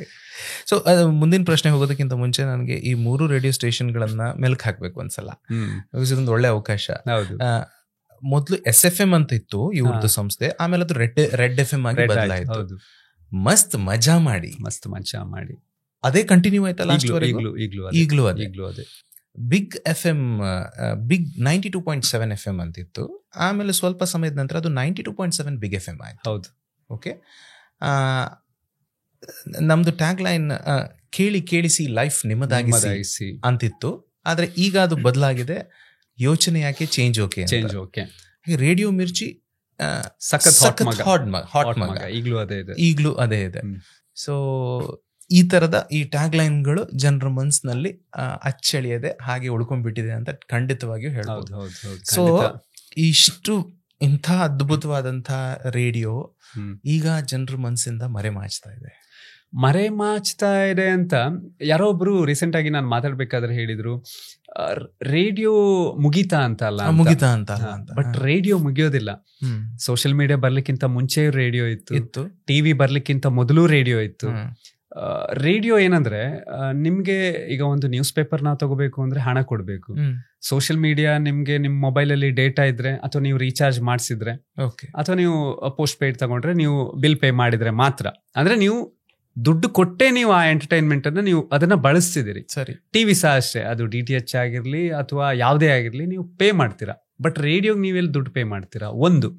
ಇನ್ನೊಂದು, ಡ್ರೈವ್ ಮಾಡಬೇಕಾದ್ರೆ ನಿಮಗೆ ಮ್ಯೂಸಿಕ್ ಒಂದೇ ಕೇಳ್ತಾ ಇರ್ತೀರಿ. ಅದರಲ್ಲಿಯೂ ಸಮೇತ ನನಗೆ ಈ ಮಂಗಳೂರಲ್ಲಿ ಜಾಸ್ತಿ ಟ್ರಾಫಿಕ್ ಇಲ್ಲ. ಬೆಂಗಳೂರು ಸಿಟಿಗೆ ಹೋದರೆ ನೀವು ದಿನದಲ್ಲಿ ಒಂದು 2-3 ಗಂಟೆ ಟ್ರಾಫಿಕಲ್ಲೇ ಇರ್ತೀರಿ. ಆ ಟೈಮಲ್ಲಿ ನೀವು ಬೇಡ ಅಂದ್ರೂ ಯಾವುದಾದ್ರೂ ಒಂದು FM ರೇಡಿಯೋ ಬೇಕೇ ಬೇಕು. ಕರೆಕ್ಟ್. ಎಲ್ಲಿ ರೋಡ್ ಬ್ಲಾಕ್ ಆಗಿದೆ, ಎಲ್ಲಿ ಟ್ರಾಫಿಕ್ ಜಾಸ್ತಿ ಇದೆ, ಈ ಥರದ ಅಪ್ಡೇಟ್ಸ್ಗಾದ್ರೂ ಅಟ್ಲೀಸ್ಟ್ ರೇಡಿಯೋವನ್ನ ನೀವು ಕೇಳ್ತೀರಿ. ಒಂದು. ಇನ್ನೊಂದು, ಸಲೂನಿಗೆ ಹೋದಾಗ ಇಲ್ಲ ಯಾವುದೋ ಒಂದು ಹೋಟೆಲಲ್ಲಿ ಪ್ಲೇ ಮಾಡಿರ್ತೀರ, ಅಂದ್ರೆ ನಿಮ್ಗೆ ರೇಡಿಯೋ ಕೇಳಲಿಕ್ಕೆ ಇಷ್ಟನೇ ಇಲ್ಲ. ಸಣ್ಣ ಗಾಡಿಗಳಲ್ಲಿ, ಆಟೋದಲ್ಲಿ, ಬಸ್ಸಲ್ಲೂ ಲೋಕಲ್ ತುಂಬಾ ನಿಮ್ಗೆ ಇಷ್ಟ ಇರಲ್ಲ. ನಾನ್ ರೇಡಿಯೋ ಕೇಳೋದೇ ಇಲ್ಲ, ರೇಡಿಯೋ ಅಂದ್ರೆ ನನ್ಗೆ ಆಗೋದೇ ಇಲ್ಲ. ಸೆಲೂನಿಗೆ ಹೋಗಿ ಕಟಿಂಗ್ ಮಾಡಿಸ್ಕೊಳ್ತಾ ಇರ್ತೀರಿ, ಅಲ್ಲಿ ಅವ್ರು ಯಾವುದೋ ಒಂದು ಸ್ಟೇಷನ್ ಪ್ಲೇ ಮಾಡ್ತಾ ಇರ್ತಾರೆ, ಬೇಡ ಅಂದ್ರೂ ಕಿವಿಗೆ ಬೀಳ್ತಾ ಇರತ್ತಲ್ಲ. ಇದು ಯಾಕೆ ನಾನು ಹೇಳ್ತಾ ಇರೋದು ಅಂದ್ರೆ, ಈ ರೇಡಿಯೋಗೆ ಆಡ್ ಕೊಟ್ಟು ಏನ್ ಯೂಸ್ ಅಂತ ಕೆಲವರು ಕೇಳ್ತಾರೆ. ಯಾರು ಕೇಳ್ತಾರೆ? ಅರೆ, ನೀವು ಸಲೂನಿಗೆ ಹೋಗಿ ಕೂತ್ಕೊಂಡಿರ್ತೀರಿ, ವಾರ್ತಾ ಭಾರತಿಯಲ್ಲಿ ಏನೋ ಒಂದು ಈವೆಂಟ್ ನಡೀತಿದೆ, ನನಗೆ ಬೇಡ, ಬಟ್ ನಾನು ಕೂತ್ಕೊಂಡಿದ್ದೀನಿ, ವಾರ್ತಾ ಭಾರತಿಯಿಂದ ಏನೋ ಒಂದು ಕಾರ್ಯಕ್ರಮ ನಡೀತಿದೆ, ನನಗೆ ಇಷ್ಟ ಇಲ್ಲದೆ ಇದ್ರು ನನ್ನ ಕಿವಿಗೆ ಬಿತ್ತು, ಗೊತ್ತಾಯ್ತಾ? ಈ ವೀಕೆಂಡಲ್ಲಿ ಏನೋ ಒಂದು ಪ್ರೋಗ್ರಾಮ್ ಅವ್ರು ಮಾಡ್ತಿದ್ದಾರೆ, ಓಕೆ, ನನ್ಗೆ ಅಲ್ಲಿಗೆ ಹೋಗ್ಬೋದಲ್ಲ. ಎಲ್ಲೋ ಒಂದು ಕಡೆ ನನ್ನ ಅವರ ಟಾರ್ಗೆಟ್ ಆಡಿಯನ್ಸ್ ಯಾರಿದ್ದಾರೆ, ಕ್ಲೈಂಟ್ ಇದು, ಅವರಿಗೆ ಯಾವುದೋ ಒಂದು ರೂಪದಲ್ಲಿ ರೇಡಿಯೋ ಮೂಲಕ ರೀಚ್ ಆಗುತ್ತೆ ಅನ್ನೋದು. ಸೊ ರೇಡಿಯೋ, ಹಾಗಾಗಿ ರೇಡಿಯೋ ಮುಗೀತು ಅಲ್ಲ, ರೇಡಿಯೋ ಬಹುಶಃ ಬೇರೆ ರೂಪದಲ್ಲಿ ಇನ್ ನೆಕ್ಸ್ಟ್ ಬರಬಹುದು ಅಂತ. ಯಾಕಂದ್ರೆ ಸೋಷಿಯಲ್ ಮೀಡಿಯಾದಲ್ಲಿ ಈಗ ಕಂಟೆಂಟ್ ಕ್ರಿಯೇಟರ್ಸ್ ಅಂತಿದ್ದಾರೆ. ಹೌದು. ಎಷ್ಟು ದಿವಸ ಏನ್ ಮಾಡಬಹುದು, ಹೊಸತ್ ಬರ್ಲೇಬೇಕು. ಈಗ ಈ ಪ್ರಶ್ನ ನಂಗನ್ಸೋದು, ಈಗೆಲ್ಲ ಏನ್ ಕಾಂಟೆಂಟ್ಸ್ ಬರ್ತಿದೆ ಸೋಷಿಯಲ್ ಮೀಡಿಯಾದಲ್ಲಿ, ಇದು ಒಂದ್ ಲೆಕ್ಕಕ್ಕೆ ನಾವೆಲ್ಲ ಆಗ ರೇಡಿಯೋದಲ್ಲಿ ತುಂಬಾ ಮಾಡಿದ್ದೇವೆ ಈ ತರದ. ಅಂದ್ರೆ ಒಂದೇನಂದ್ರೆ, ಕ್ಯಾಮ್ರಾ ಇಲ್ಲ, ನಾನು ಯಾರು ಅಂತ ಯಾರಿಗೂ ಗೊತ್ತಿಲ್ಲ, ಇರೋದು ಬರೀ ವಾಯ್ಸ್ ಮಾತ್ರ. ಆ ವಾಯ್ಸ್ ಅಲ್ಲೇ ಒಂದು ಎಕ್ಸಾಂಪಲ್, ಮಂಗಳೂರು ಸಿಟಿ ಎಷ್ಟು ಚಂದ ಇದೆ ಅಂತ ಕ್ಯಾಮ್ರಾ ಇಟ್ಕೊಂಡು ಬೇರೆ ಬೇರೆ ಆಂಗಲ್ ಅಲ್ಲಿ ಶೂಟ್ ಮಾಡಿ ತೋರಿಸ್ಬೋದು. ಬಟ್ ಮಂಗಳೂರು ಸಿಟಿ ಎಷ್ಟು ಚಂದ ಇದೆ ಅಂತ ಒಂದ್ 2 ನಿಮಿಷದಲ್ಲಿ ನಾವು ಮಾತಲ್ಲಿ ಹೇಳ್ತೀವಲ್ಲ, ಅದನ್ನ 1000 ಜನ ಕೇಳಿ, ಓ ಮಂಗಳೂರು ಹೀಗೂ ಇದೆಯಾ ಅಂತ ಮೈಂಡಲ್ಲೇ ಒಂದು ಕಲ್ಪನೆ ಮಾಡ್ಕೊ, ಅಂದ್ರೆ ಕಲ್ಪನೆ ಮಾಡುವಷ್ಟರ ಮಟ್ಟಿಗೆ ರೇಡಿಯೋ ಅನ್ನೋ ಒಂದು ಮೀಡಿಯಂ ಕಾರಣ ಆಗುತ್ತಲ್ಲ, ಆಯ್ತಲ್ಲ ಎಷ್ಟೋ ವರ್ಷದಿಂದ. ಸೊ ಹಾಗಾಗಿ ರೇಡಿಯೋ ಮುಗೀತಲ್ಲ, ಮುಗಿಲಿಕ್ಕೆ ಸಾಧ್ಯವೇ ಇಲ್ಲ. ಸೋಷಿಯಲ್ ಮೀಡಿಯಾ ಎಲ್ಲೋ ಒಂದು ಕಡೆ ಮುಗಿದು ಹೋಗ್ಬೋದು, ಅಥವಾ ಇನ್ನೊಂದೇನೋ ಗೌರ್ಮೆಂಟ್ ಪಾಲಿಸಿ ಚೇಂಜ್ ಆಗ್ಬೋದು, ಅಥವಾ ಫ್ಯೂಚರಲ್ಲಿ ಸೋಷಿಯಲ್ ಮೀಡಿಯಾ ಬಿಟ್ಟು AI ಇಂದ ಹೊಸತೇನೋ ಬರಬಹುದು. ಬಟ್ ರೇಡಿಯೋ ಅನ್ನೋದು ಇದ್ದೇ ಇರುತ್ತೆ. ಇನ್ನೊಂದು, ರೇಡಿಯೋದಲ್ಲಿ ಏನಾದರೂ ಮುಂದಿನ ದಿನಗಳಲ್ಲಿ FM ರೇಡಿಯೋಗಳಲ್ಲಿ ನ್ಯೂಸ್ಗೆ ಏನಾದರೂ ಪರ್ಮಿಷನ್ ಕೊಟ್ರೆ, ಈಗ ನ್ಯೂಸ್ ಅಪ್ಡೇಟ್ಸ್ ಕೊಡೋದಕ್ಕೆ ಏನಾದರೂ ಪ್ರೈವೇಟ್ FM-ಗಳಿಗೆ ಸೆಂಟ್ರಲ್ ಗವರ್ಮೆಂಟ್ ಏನಾದರೂ ಒಂದು ಅವಕಾಶ ಕೊಟ್ರೆ, ರೇಡಿಯೋ ಇನ್ನೊಂದು ರೂಪದಲ್ಲಿ ಇನ್ನು ಜಾಸ್ತಿ ಜನರಿಗೆ ರೀಚ್ ಆಗ್ಬೋದು ಅಂತ ನನ್ಗನ್ಸುತ್ತೆ. ಹಾಗೆ ಬೇಕಾದಷ್ಟು ಜಾಹೀರಾತುಗಳೆಲ್ಲ ಬರ್ತಾ ಇತ್ತು. ನಿಮಗೆ ಇಷ್ಟವಾದಂತ ಜಾಹೀರಾತು ಬರ್ತಿತ್ತು. ನೀವು ರೆಡ್ FM ಅಲ್ಲಿ 16 ವರ್ಷದಲ್ಲಿ ಕೇಳಿರುವ ಜಾಹೀರಾತುಗಳಲ್ಲಿ 80% ಜಾಹೀರಾತುಗಳನ್ನ ಬರ್ದದ್ದು ನಾನೇ. Very good, very good, very nice. ನನಗೆ ಬಹಳ ಇಷ್ಟ ಸ್ಕ್ರಿಪ್ಟ್ ಬರೆಯೋದು. ಅಂದ್ರೆ ಈ ನೀವು ರೇಡಿಯೋದಲ್ಲಿರೋ ಯಾರ ಹತ್ರ ಬೇಕಾದ್ರೆ ಕೇಳಿ, RJs ಹತ್ರ ಸ್ಕ್ರಿಪ್ಟ್ ಬರೆಯೋದನ್ನ ಎಲ್ಲರೂ ಹೇಟ್ ಮಾಡ್ತಾರೆ. ಅಯ್ಯೋ ಸ್ಕ್ರಿಪ್ಟ್ ಯಾರು ಬರೀತಾರೆ ಮಾರೆ ಅಂತ. ಅಂದ್ರೆ ಕೆಲವು ಕ್ಲೈಂಟಿಗೆ ಒಂದು 50 ಸ್ಕ್ರಿಪ್ಟ್ ಕೊಟ್ಟರು ಅವರಿಗೆ ಸಮಾಧಾನ ಸಿಗೋದಿಲ್ಲ. ನನಗೆ ಸ್ಕ್ರಿಪ್ಟ್ ಬರೆಯೋದಂದ್ರೆ ತುಂಬಾ ಇಷ್ಟ. ನಾನೊಂದು 3-4 ಸಾವಿರ ಸ್ಕ್ರಿಪ್ಟ್ ಬರ್ದಿರ್ಬೋದು, ರೇಡಿಯೋ ಆಡ್ಸ್ ಅನ್ನ, ಜಿಂಗಲ್ಸ್ ಅನ್ನ ಬರ್ದಿರ್ಬೋದು. ನನಗೆ ತುಂಬಾ ಇಷ್ಟ. ನಾನೀಗ ಡಾಕ್ಯುಮೆಂಟ್ರಿಗೆ ಯಾರಾದ್ರೂ, ನಾನು ಈಗಲೂ ವಾಯ್ಸ್ ಓವರ್ಸ್ ಎಲ್ಲ ಮಾಡ್ತಾ ಇರ್ತೇನೆ. ಸ್ಕ್ರಿಪ್ಟ್ ಅವ್ರು ಕಳ್ಸಿದ್ರು, ಅದನ್ನ ಫೈನ್ ಟ್ಯೂನ್ ಮಾಡಿ ನಾನು ಅದಕ್ಕೆ ಒಂದಷ್ಟು ಟೈಮ್ ಕೊಟ್ಟು ಮಾಡಿ ನನಗೆ ಸಮಾಧಾನ ಆಗ್ಬೇಕದು. ದಟ್ಸ್ ಬಿಕಾಸ್ ನಿಮ್ಗೆ ಓದಿನ ಬಗ್ಗೆ ಆಸಕ್ತಿ ಇತ್ತು, ನಿಮ್ಗೆ ಬರವಣಿಗೆ ಇತ್ತು, ಅದಕ್ಕೋಸ್ಕರ ನಿಮ್ಗೆ ಅದು ಸೇಮ್. ನನ್ನ ವಿಚಾರದಲ್ಲಿ ಉಲ್ಟಾ ಇತ್ತು. ನಾನು ಬಿಗ್ FM-ಗೆ ಸೇರಿದಾಗ ಒಬ್ರು ಅರವಿಂದ್ NJ ಅಂತ ಪ್ರೋಗ್ರಾಮ್ ಪ್ರೊಡ್ಯೂಸರ್ ಇದ್ರು. ಅವ್ರು ಬಂದು ನನಗೆ ಫಸ್ಟಿಗೆ ಇತ್ತು ಅಂತ ಹೇಳಿ ಇದು ಬರಿಬೇಕು ಅಂತ ನಾನು ಅವರಲ್ಲಿ ಒಂದು ರಿಕ್ವೆಸ್ಟ್ ಮಾಡಿದೆ. ತುಂಬಾ ವಿನಯದಿಂದ ರಿಕ್ವೆಸ್ಟ್ ಮಾಡಿದೆ, ಸರ್ ನನಗೆ ಇದು ಬರೆಯುವುದು ಒಂದು ಬಿಟ್ಟು ಸರ್, ನೀವು ಎಂತ ಕೆಲಸ ಬೇಕಿದ್ರು ಕೊಡಿ ಸರ್, ನಾನು ಮಾಡ್ತೇನೆ ಅಂತ. ಬಟ್ ಆ ಮನುಷ್ಯ ನನಗೆ ನೀನು ಬರಿಲೇಬೇಕು, ಇಲ್ಲಾಂದ್ರೆ ನೀನು ಇಲ್ಲಿ ಇರಕ್ಕಾಗಲ್ಲ ಅಂತ ಹೇಳಿದ್ರು. ಆಗ ನಾನು ಈ ಸ್ಕ್ರಿಪ್ಟಿಂಗ್ ಸ್ಟಾರ್ಟ್ ಮಾಡಿದವನು. ಆಮೇಲೆ ಸ್ಕ್ರಿಪ್ಟಿಂಗ್ ಬಗ್ಗೆ ಎಷ್ಟು ಆಸಕ್ತಿ ಹುಟ್ಟಿತು ಅಂತಂದ್ರೆ ಬಂದಾಗೆಲ್ಲ ಇದು ನಾನು ಮಾಡಬೇಕು ಅನ್ನೋಷ್ಟ್ರ ಮಟ್ಟಿಗೆ. ಸೊ ಅರವಿಂದ್ ಎನ್ಜೆ ಅವರು ಏನಾದ್ರು ಈ ವಿಡಿಯೋ ನೋಡಿದ್ರೆ, ಸರ್ ನಿಮಗೆ ದೀರ್ಘದಂಡ ನಮಸ್ಕಾರ, ಮುಂದುವರಿಸಿ. ಹೌದು, ಸ್ಕ್ರಿಪ್ಟ್ ಬರೆಯೋದು ನನಗೆ ಬಹಳ ಇಷ್ಟ. ಇವತ್ತಿಗೂ ಸಹ ನಾನು ಬರ್ದಿರೋ ಸ್ಕ್ರಿಪ್ಟ್ ಬೇರೆ ಬೇರೆ FM ರೇಡಿಯೋದಲ್ಲಿ ಅದು ನಾನು ಕೇಳ್ತೇವೆ, ವಾಯ್ಸ್ ಬೇರೆ ಯಾರು ಕೊಟ್ಟಿರ್ತಾರೆ, ಬಟ್ ಅದರಲ್ಲಿ ನನಗೆ ನೆನಪಿರೋದು ನಾನೇ ಫಸ್ಟ್ ಬರೆದ ಸ್ಕ್ರಿಪ್ಟ್. ರೇಡಿಯೋಗೆ ಜಾಯಿನ್ ಆದ ಫಸ್ಟ್ ಡೇ ಒಂದು ಯುನಿಸೆಕ್ಸ್ ಸಲೂನ್ದು ಒಂದು ಸ್ಕ್ರಿಪ್ಟ್ ಮಾಡ್ಲಿಕ್ಕಿತ್ತು. ಅವರು ಸುಮಾರು ಸ್ಕ್ರಿಪ್ಟ್ಸ್ ಎಲ್ಲ ಮಾಡಿದ್ರು, ಎಲ್ಲ ರಿಜೆಕ್ಟ್ ಮಾಡಿದ್ರು. ನಾನು ಫಸ್ಟ್ ಡೇ ನನಗೆ ಈ ತರ ಒಂದಿದೆ, ಸ್ಕ್ರಿಪ್ಟ್ ಬರೀತೀರಾ? ನಾನೊಂದು ಬರ್ದೆ. ಅದು ಸಿಕ್ಕಾಪಟ್ಟೆ ಖುಷಿ ಆಯ್ತು ಅವರಿಗೆ, ಕ್ಲೈಂಟಿಗೆ. ಏನ್ ಬರ್ದೆ ಅಂದ್ರೆ ನನಗೆ ಅದು ಫುಲ್ ಸ್ಕ್ರಿಪ್ಟ್ ನೆನಪಿಲ್ಲ. ಒಬ್ಬ ಹುಡುಗನ ನೋಡಿ ಇಬ್ರು ಹುಡುಗಿರು ಮಾತಾಡ್ತಿರ್ತಾರೆ, ಅಲ್ಲಿ ನೋಡಿ ಶಾರುಖ್ ಖಾನ್ ಅಂತ. ಅವಾಗ ಇನ್ನೊಬ್ಳು ಶಾರುಖ್ ಖಾನ್ ತರಾನೇ ಇದೇನೆ ಅಂತ ಇನ್ನೊಬ್ಳು ಹೇಳುದು. ಆವಾಗ ಅವನು ಹೇಳುದು, ನಾನ್ ಶಾರುಖ್ ಅಲ್ಲ, ನಾನ್ ಶಂಕರ್ ಅಂತ. ಇದೆಲ್ಲ ಯಾಕಾಯ್ತು ಅಂದ್ರೆ ಆ ಸಲೂನ್ ಒಳಗಡೆ ಹೋಗಿ ಹೊರಗಡೆ ಬರ್ಬೇಕಾದ್ರೆ ಚೇಂಜಸ್ ಆಯ್ತು, ನನ್ನ ಹೇರ್ ಸ್ಟೈಲ್ ಅನ್ನ ಅವ್ರು ಆತರ ಮಾಡಿದ್ರು ಅಂತ. ಅದು ಅಂದ್ರೆ ನಾನು ಹೀಗೆ ಹೇಳ್ಬೇಕಾದ್ರೆ ಗೊತ್ತಾಗಲ್ಲ, ಬಟ್ ಜಿಂಗಲ್ ರೂಪದಲ್ಲಿ ಬಂದಾಗ ಅದು ಬೇರೆನೆ ಕೇಳುತ್ತೆ. ಅದು ಫಸ್ಟ್ ಬರ್ದಿರೋ ಸ್ಕ್ರಿಪ್ಟ್. ಅಲ್ಲಿಂದ ಇಲ್ಲಿವರೆಗೆ ಅದು ತುಂಬಾ ಬರ್ದಿದೆ. ಆಮೇಲೆ ಇನ್ನೊಂದು ಸ್ಕ್ರಿಪ್ಟ್ ನಮ್ಮ ಪೃಥ್ವಿ ಅಂಬರ್ ಅವರು ಒಂದು ಸ್ಕ್ರಿಪ್ಟ್ ಬರ್ದಿದ್ದು, ಅದನ್ನ ನಾನು ಯಾವಾಗ್ಲೂ ಕೇಳ್ತಿದ್ದೆ, ನನ್ಗೆ ಕರೆಕ್ಟ್ ನೆನಪಿಲ್ಲ. ಅದು ಮಹೀಂದ್ರದವರು ಮ್ಯಾಕ್ಸಿಮೋ ಅಂತ ಒಂದು ವೆಹಿಕಲ್, ಕಮರ್ಷಿಯಲ್ ವೆಹಿಕಲ್, ಅದ್ರದ್ದು ಒಂದು ಸ್ಕ್ರಿಪ್ಟ್. ಪೇಪರ್ ಅಲ್ಲಿ ಏನೂ ಇಲ್ಲ ಅಂತ, ಸರಿಯಾಗಿ ನೋಡಿ, ಅದು ವಾಯ್ಸ್ ಚೇಂಜ್ ಮಾಡಿ ಸರಿಯಾಗಿ ನೋಡಿ ಓ ಅಂತ ಅವನು ಹೇಳೋ ಹಾಗೆ. ಅದಕ್ಕೆ ಓ ಅಲ್ಲ ಮ್ಯಾಕ್ಸಿಮೋ, ಅದು ಭಯಂಕರ ಹಿಟ್ ಆಗಿತ್ತು ಅವಾಗ ರೇಡಿಯೋದಲ್ಲಿ. ಸೊ ಆಮೇಲೆ ಇನ್ನೊಂದು ಇದು, ಅವಾಗೆಲ್ಲ ಈ ಫೋನ್ ಮಾಡಿದ್ರೆ ನೀವು ಕರೆ ಮಾಡಿದ ಚಂದಾದಾರರು, ಅದನ್ನೇ ಯೂಸ್ ಮಾಡಿ ನಾವೊಂದು ಮಾಡಿದ್ವಿ. ನೀವು ಕರೆ ಮಾಡಿದ ಚಂದಾದಾರರು ಬಿಜೈನಲ್ಲಿ ಈ ಒಂದು ಅಪಾರ್ಟ್ಮೆಂಟ್ನಲ್ಲಿ ಬ್ಯುಸಿ ಆಗಿದ್ದಾರೆ. ಸೊ ಆವಾಗ ಅದನ್ನ ತುಂಬಾ ಸರ್ತಿ ಪ್ಲೇ ಮಾಡ್ತಿದ್ರು. ಅಂದ್ರೆ ಈಗ ಅದೆಲ್ಲ ದೊಡ್ಡ ವಿಷಯ ಅಲ್ಲ, ಬಟ್ ಆ ಟೈಮಲ್ಲಿ ಆ ಥರದ ಸ್ಕ್ರಿಪ್ಟ್ಗಳು. ಆಮೇಲೆ ಪ್ರೋಮೋಗಳನ್ನೆಲ್ಲ ಬರೀತಿದ್ದೆ ನಾನು. ನನಗೆ ಪ್ರೋಮೋ ಬರೆಯೋದೊಂದು ವಿಪರೀತ ಹುಚ್ಚು. ದೀಪಾವಳಿ ಬಂತಂದ್ರೆ ಒಂದು 15-20 ಪ್ರೋಮೋ ಬರೆಯೋದು, ಎಲ್ಲ ಕಳಿಸೋದು ಬೆಂಗಳೂರಿಗೆ. ಆಗ್ಬಿಟ್ಟಿದ್ರಿ ಆ ಸಂಸ್ಥೆಗೆ? ಹೌದು, ಅಪ್ರೂವಲ್ಸ್ ಎಲ್ಲ ಬೆಂಗಳೂರಲ್ಲಿ ಮಾಡ್ತಿದ್ರು. ಅವರು ಕೇಳಿ ಎಲ್ಲ ಚೆನ್ನಾಗಿದೆ ಅಲ್ಲ, ಯಾವ್ದನ್ನ ಪ್ಲೇ ಮಾಡೋದು, ಯಾವ್ದನ್ನ ಬಿಡೋದು. ಸೊ ಆತರ. ಹೀಗೆ ನಿಮ್ಗೆ ಇಷ್ಟೆಲ್ಲ ಕೆಲಸ ಮಾಡ್ತಿದ್ದಕ್ಕೆ, ಇಷ್ಟೆಲ್ಲ ಕ್ರಿಯೇಟಿವ್ ಆಗಿದ್ದಕ್ಕೆ ನಿಮ್ಗೆ ವರ್ಷ ಸಂಬಳ ಎಲ್ಲ ಜಾಸ್ತಿ ಮಾಡ್ತಿದ್ದೆ? ಸಂಬಳ ಜಾಸ್ತಿ ಆಗ್ತಿತ್ತು. ನನ್ ತುಂಬಾ ಜನ ಕೇಳ್ತಾರೆ, 16 ವರ್ಷ ಕೆಲಸ ಮಾಡಿದ್ರಿ, ಸಿಕ್ಕಾಪಟ್ಟೆ ದುಡ್ಡು ಸಹ ಮಾಡಿರ್ಬೇಕು ಅಂದ್ರೆ. ಸಾಮಾನ್ಯವಾಗಿ ಜನರಿಗೆ ಇರುತ್ತೆ ಒಂದು ರೇಡಿಯೋ ಟಿವಿ ಅಂದಾಗ ಅವರಿಗೆ ದೊಡ್ಡ ಪ್ಯಾಕೇಜ್ ಇರುತ್ತೆ. ನಾನ್ ಹೇಳೋದೇನಂದ್ರೆ, ನನಗೆ ನೆಮ್ಮದಿಯಿಂದ ಜೀವನ ಮಾಡ್ಲಿಕ್ಕೆ ಎಷ್ಟು ಬೇಕು ಅಷ್ಟು ನಾನು ಅರ್ನ್ ಮಾಡಿದ್ದೇನೆ. ಅದಕ್ಕಿಂತ ಬೆಲೆ ಕಟ್ಲಿಕ್ಕೆ ಆಗದೆ ಇರೋಷ್ಟು ಒಂದು ಖುಷಿ ನನಗೆ ಸಿಕ್ಕಿದೆ, ಆತ್ಮತೃಪ್ತಿ ನನಗೆ ಸಿಕ್ಕಿದೆ. ನಾನು ಪ್ರತಿ ದಿವಸ ಶೋ ಮಾಡ್ಲಿಕ್ಕೆ ಸ್ಟುಡಿಯೋ ಒಳಗೆ ಹೋಗ್ಬೇಕಾದ್ರೆ ಇದು ನನ್ನ ಫಸ್ಟ್ ಶೋ ಅಂತ ಅಂದ್ಕೊಂಡೇ ನಾನು ಹೋಗ್ತಿದ್ದೆ. ಇವತ್ತಿಗೂ ಒಂದು ಸ್ಟೇಜ್ ಅಲ್ಲಿ ಹೋಗಿ MC ಮಾಡ್ಲಿಕ್ಕಿಂತ ಮುಂಚೆ ಇದು ನನ್ನ ಫಸ್ಟ್ ಶೋ ಅಂತಾನೆ. ಯಾಕಂದ್ರೆ ನನಗೆ ಗೊತ್ತಿಲ್ಲ, ಇವತ್ತು ಹೊಸ ಯಾರೋ ಒಬ್ಬ ಲಿಸ್ನರ್ ಕೇಳ್ಬೋದು, ಅವನಿಗೆ ನನ್ನ ವಾಯ್ಸ್ ಇಷ್ಟ ಆಗದೇನೋ ಇರ್ಬೋದು, ಇಲ್ಲ ನನ್ನ ಕಂಟೆಂಟ್ ಇಷ್ಟ ಆಗದೇನೋ ಇರ್ಬೋದು, ಅವನ ಇಷ್ಟ ಪಡ್ಬೇಕು, ಅದಕ್ಕೆ ನಾನು ಏನ್ ಮಾಡಬಹುದು, ಈ ತರ ಯೋಚನೆಯಲ್ಲೇ ನಾನು ಮಾಡ್ತಿದ್ದೆ. ಹಾಗಾಗಿ ನನಗೆ 16 ವರ್ಷ ಮಾಡ್ಲಿಕ್ಕೆ ಆಯ್ತು. ಇಲ್ಲದೆ ಇದ್ರೆ ಯಾವತ್ತು ಬೇಡ ಇದು ಸಾಕು ಅಂತ. ನನ್ನ ಕೆಲಸ ಯಾವತ್ತು ಬೋರ್ ಅಂತ ಅನಿಸ್ಲಿಲ್ಲ. ನನ್ಗೆ ಇಷ್ಟು ಕೆಲಸ ಇದೆಯಲ್ಲ, ಇದು ಮಾಡ್ಬೇಕಲ್ಲ ಅಂತ ಯಾವತ್ತೂ ಅನ್ಕೊಳ್ಳಿಲ್ಲ. ನಾ ಸಂಡೇ ಸಹ ಒಬ್ನೇ ಬಂದು ಕೂತ್ಕೊಂಡು ಸ್ಕ್ರಿಪ್ಟ್ ಎಲ್ಲ ಬರೀತಿದ್ದೆ, ಕೂತ್ಕೊಳ್ತಿದ್ದೆ ಫ್ರೀ ಟೈಮ್ ಇದ್ದಾಗ. 16 ವರ್ಷದಲ್ಲಿ ದೀಪಾವಳಿಗೆ ಒಂದು 4 ಸರ್ತಿ ನಾನು ಮನೇಲಿ ದೀಪಾವಳಿ ಸೆಲೆಬ್ರೇಟ್ ಮಾಡಿರ್ಬೋದು. ಚೌತಿ ಹಬ್ಬದ ದಿವಸ ಬೆಳಗಿಂದ ಸಂಜೆವರೆಗೆ ಎಷ್ಟೆಲ್ಲ ಗಣೇಶ ಪೆಂಡಾಲ್ಸ್ ಇದೆ ಅಲ್ಲೆಲ್ಲ ಹೋಗಿ ಬೈಟ್ಸ್ ತೆಗಿಯೋದು, ಅದೆಲ್ಲ ಮಾಡ್ತಿದ್ದೆ. ಅಂದ್ರೆ ಎಷ್ಟಾಗತ್ತೆ ಅಷ್ಟು ಕಂಟೆಂಟ್ ಅನ್ನ ಕೊಡ್ಬೇಕು ಜನರಿಗೆ ಅಂತ. ನಮ್ಗೆ ಸಿಗೋ ಸಣ್ಣ ಸ್ಪೇಸ್ ಅಲ್ಲಿ ನಾನ್ ಜಾಯಿನ್ ಆದಾಗ ನಮ್ಗೆ ತಿಂಗಳಿಗೆ, ಅದು ನಾನು ಎಷ್ಟು ಅಂತ ಹೇಳ್ಬಾರ್ದು, ತುಂಬಾ ಕಡಿಮೆ ಆಡ್ಸ್ ಬರ್ತಿತ್ತು. ಈಗ ಹೇಗಾಗಿದೆ ಅಂದ್ರೆ ತುಂಬಿ ತುಳುಕ್ತಿದೆ, ಅಷ್ಟು ಬಂದಿದೆ, ಅಲ್ಲಿಗೆ ಬಂತು. ಆಮೇಲೆ ನಾನ್ ಈ ಈವೆಂಟ್ ಬ್ಯಾಕ್ ಗ್ರೌಂಡ್ ಇಂದ ಬಂದಿರೋದ್ರಿಂದ ಮಂಗಳೂರಲ್ಲಿ FM ರೇಡಿಯೋದಲ್ಲಿ ಫಸ್ಟ್ ಟೈಮ್ ಈ ಕಾನ್ಸರ್ಟ್ಗಳನ್ನ ಅಥವಾ ಅವಾರ್ಡ್ ಶೋಗಳನ್ನ ಮಾಡ್ಲಿಕ್ಕೆ ಶುರು ಮಾಡಿದ್ದೆ ರೆಡ್ FM. ಬೇರೆ ಯಾವ ರೇಡಿಯೋ ಸ್ಟೇಷನ್ ಅವರು ಮಾಡ್ತಿರ್ಲಿಲ್ಲ. ಸೊ ಫಸ್ಟ್ ಸ್ಟಾರ್ಟ್ ಮಾಡಿದ್ದೆ ನಾನು.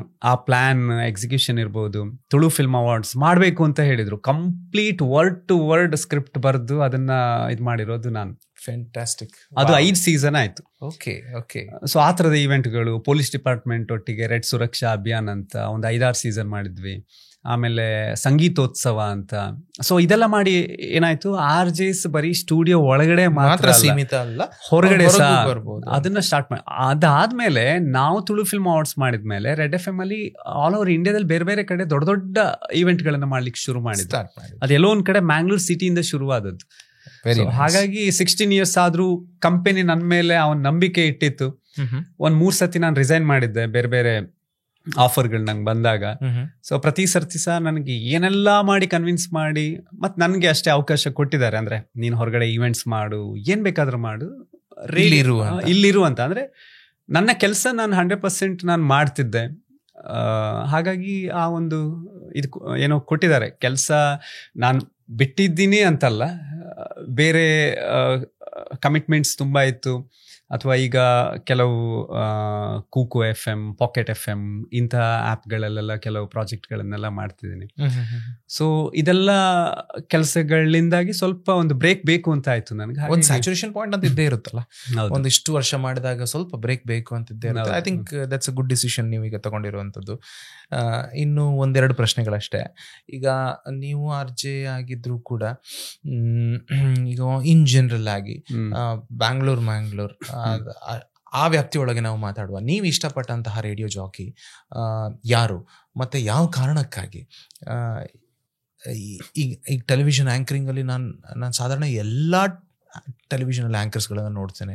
ಅವ್ರ ವಿಚಾರಗಳು, ಅವ್ರ ಪ್ರೆಸೆಂಟೇಷನ್, ಅವ್ರ ಶೈಲಿ, ಅವ್ರ ಮಾತು ಇತ್ಯಾದಿ ಎಲ್ಲ. ಸೊ ಅದೇ ಪ್ರಶ್ನೆ ನಾನು ನಿಮ್ಗೆ ಕೇಳಿದೆ. So I am very curious about it. ಒಂದು ಮಂಗಳೂರು ವಿಷಯಕ್ಕೆ ಬಂದಾಗ, ನಮ್ಮ ಸ್ಟೇಷನ್ ನೋಡಿದ್ರೆ ಇಷ್ಟು ವರ್ಷ ಬಂದವರಲ್ಲಿ ನನಗೆ ಇಬ್ಬರಿದ್ದಾರೆ. ಒಬ್ರು ಪೃಥ್ವಿ ಅಂಬರ್, ಅವಾಗ ನಾಗರಾಜ್ ಹೆಸರೇ ನಾಗರಾಜ್, ಪೃಥ್ವಿ ಅಂಬರ್ ಅಂತ ಚೇಂಜ್ ಮಾಡಿದ್ರು. ಪೃಥ್ವಿ ಅಂಬರ್ ಶೋ ನನಗೆ ಇಷ್ಟ ಆಗ್ತಿತ್ತು, ಆ ವಾಯ್ಸ್ ಅಲ್ಲಿರೋ ಎನರ್ಜಿ. ಆಮೇಲೆ ನಮ್ಮಣ್ಣ ಬಾಂಬ್ ಅಂತ ಒಂದು ಕಾಮಿಡಿ ಕ್ಯಾಪ್ಸೂಲ್ ಮಾಡ್ತಿದ್ರು ರೇಡಿಯೋದಲ್ಲಿ, ಅದು ಭಯಂಕರ ಪಾಪ್ಯುಲರ್ ಆಗಿತ್ತು ಆ ಟೈಮಲ್ಲಿ. ನಾನು ಅದನ್ನ ಮತ್ತೆ ಮತ್ತೆ ಕೇಳ್ತಿದ್ದೆ. ಪೃಥ್ವಿ ನನಗೆ ತುಂಬಾ ಇಷ್ಟ ಆಗ್ತಿತ್ತು. ಆಮೇಲೆ RJ ನಾಯನ ಮಾರ್ನಿಂಗ್ ಶೋ ಮಾಡ್ತಿದ್ರು. ಆ ಶೋ ಪ್ರೊಡ್ಯೂಸರ್ ನಾನೇ ಆಗಿದ್ದೆ. ಬಟ್ ಕಂಟೆಂಟ್ ತುಂಬಾ ಚೆನ್ನಾಗಿರ್ತಿತ್ತು. ನಾಯನ ಒಳ್ಳೆ ಕಂಟೆಂಟ್ ಅನ್ನ ಜನರಿಗೆ ಕೊಡ್ಬೇಕು, ವಿಷಯಗಳನ್ನ ಜನರಿಗೆ ಹೇಳ್ಬೇಕು ಅನ್ನೋ ಪ್ರಯತ್ನ ಮಾಡ್ತಿದ್ರು. ಸೊ ಅದಿಷ್ಟ ಆಗ್ತಿತ್ತು. ಇನ್ನು ಬಿಗ್ FM ಬಂದ್ರೆ ಅಫ್ಕೋರ್ಸ್ ನಮ್ಮ ಅವಿನಾಶ್ ಕಾಮತ್. ಆವಾಗ ಒಬ್ರಿದ್ರು ಅವಿನಾಶ್ ಅಂತ.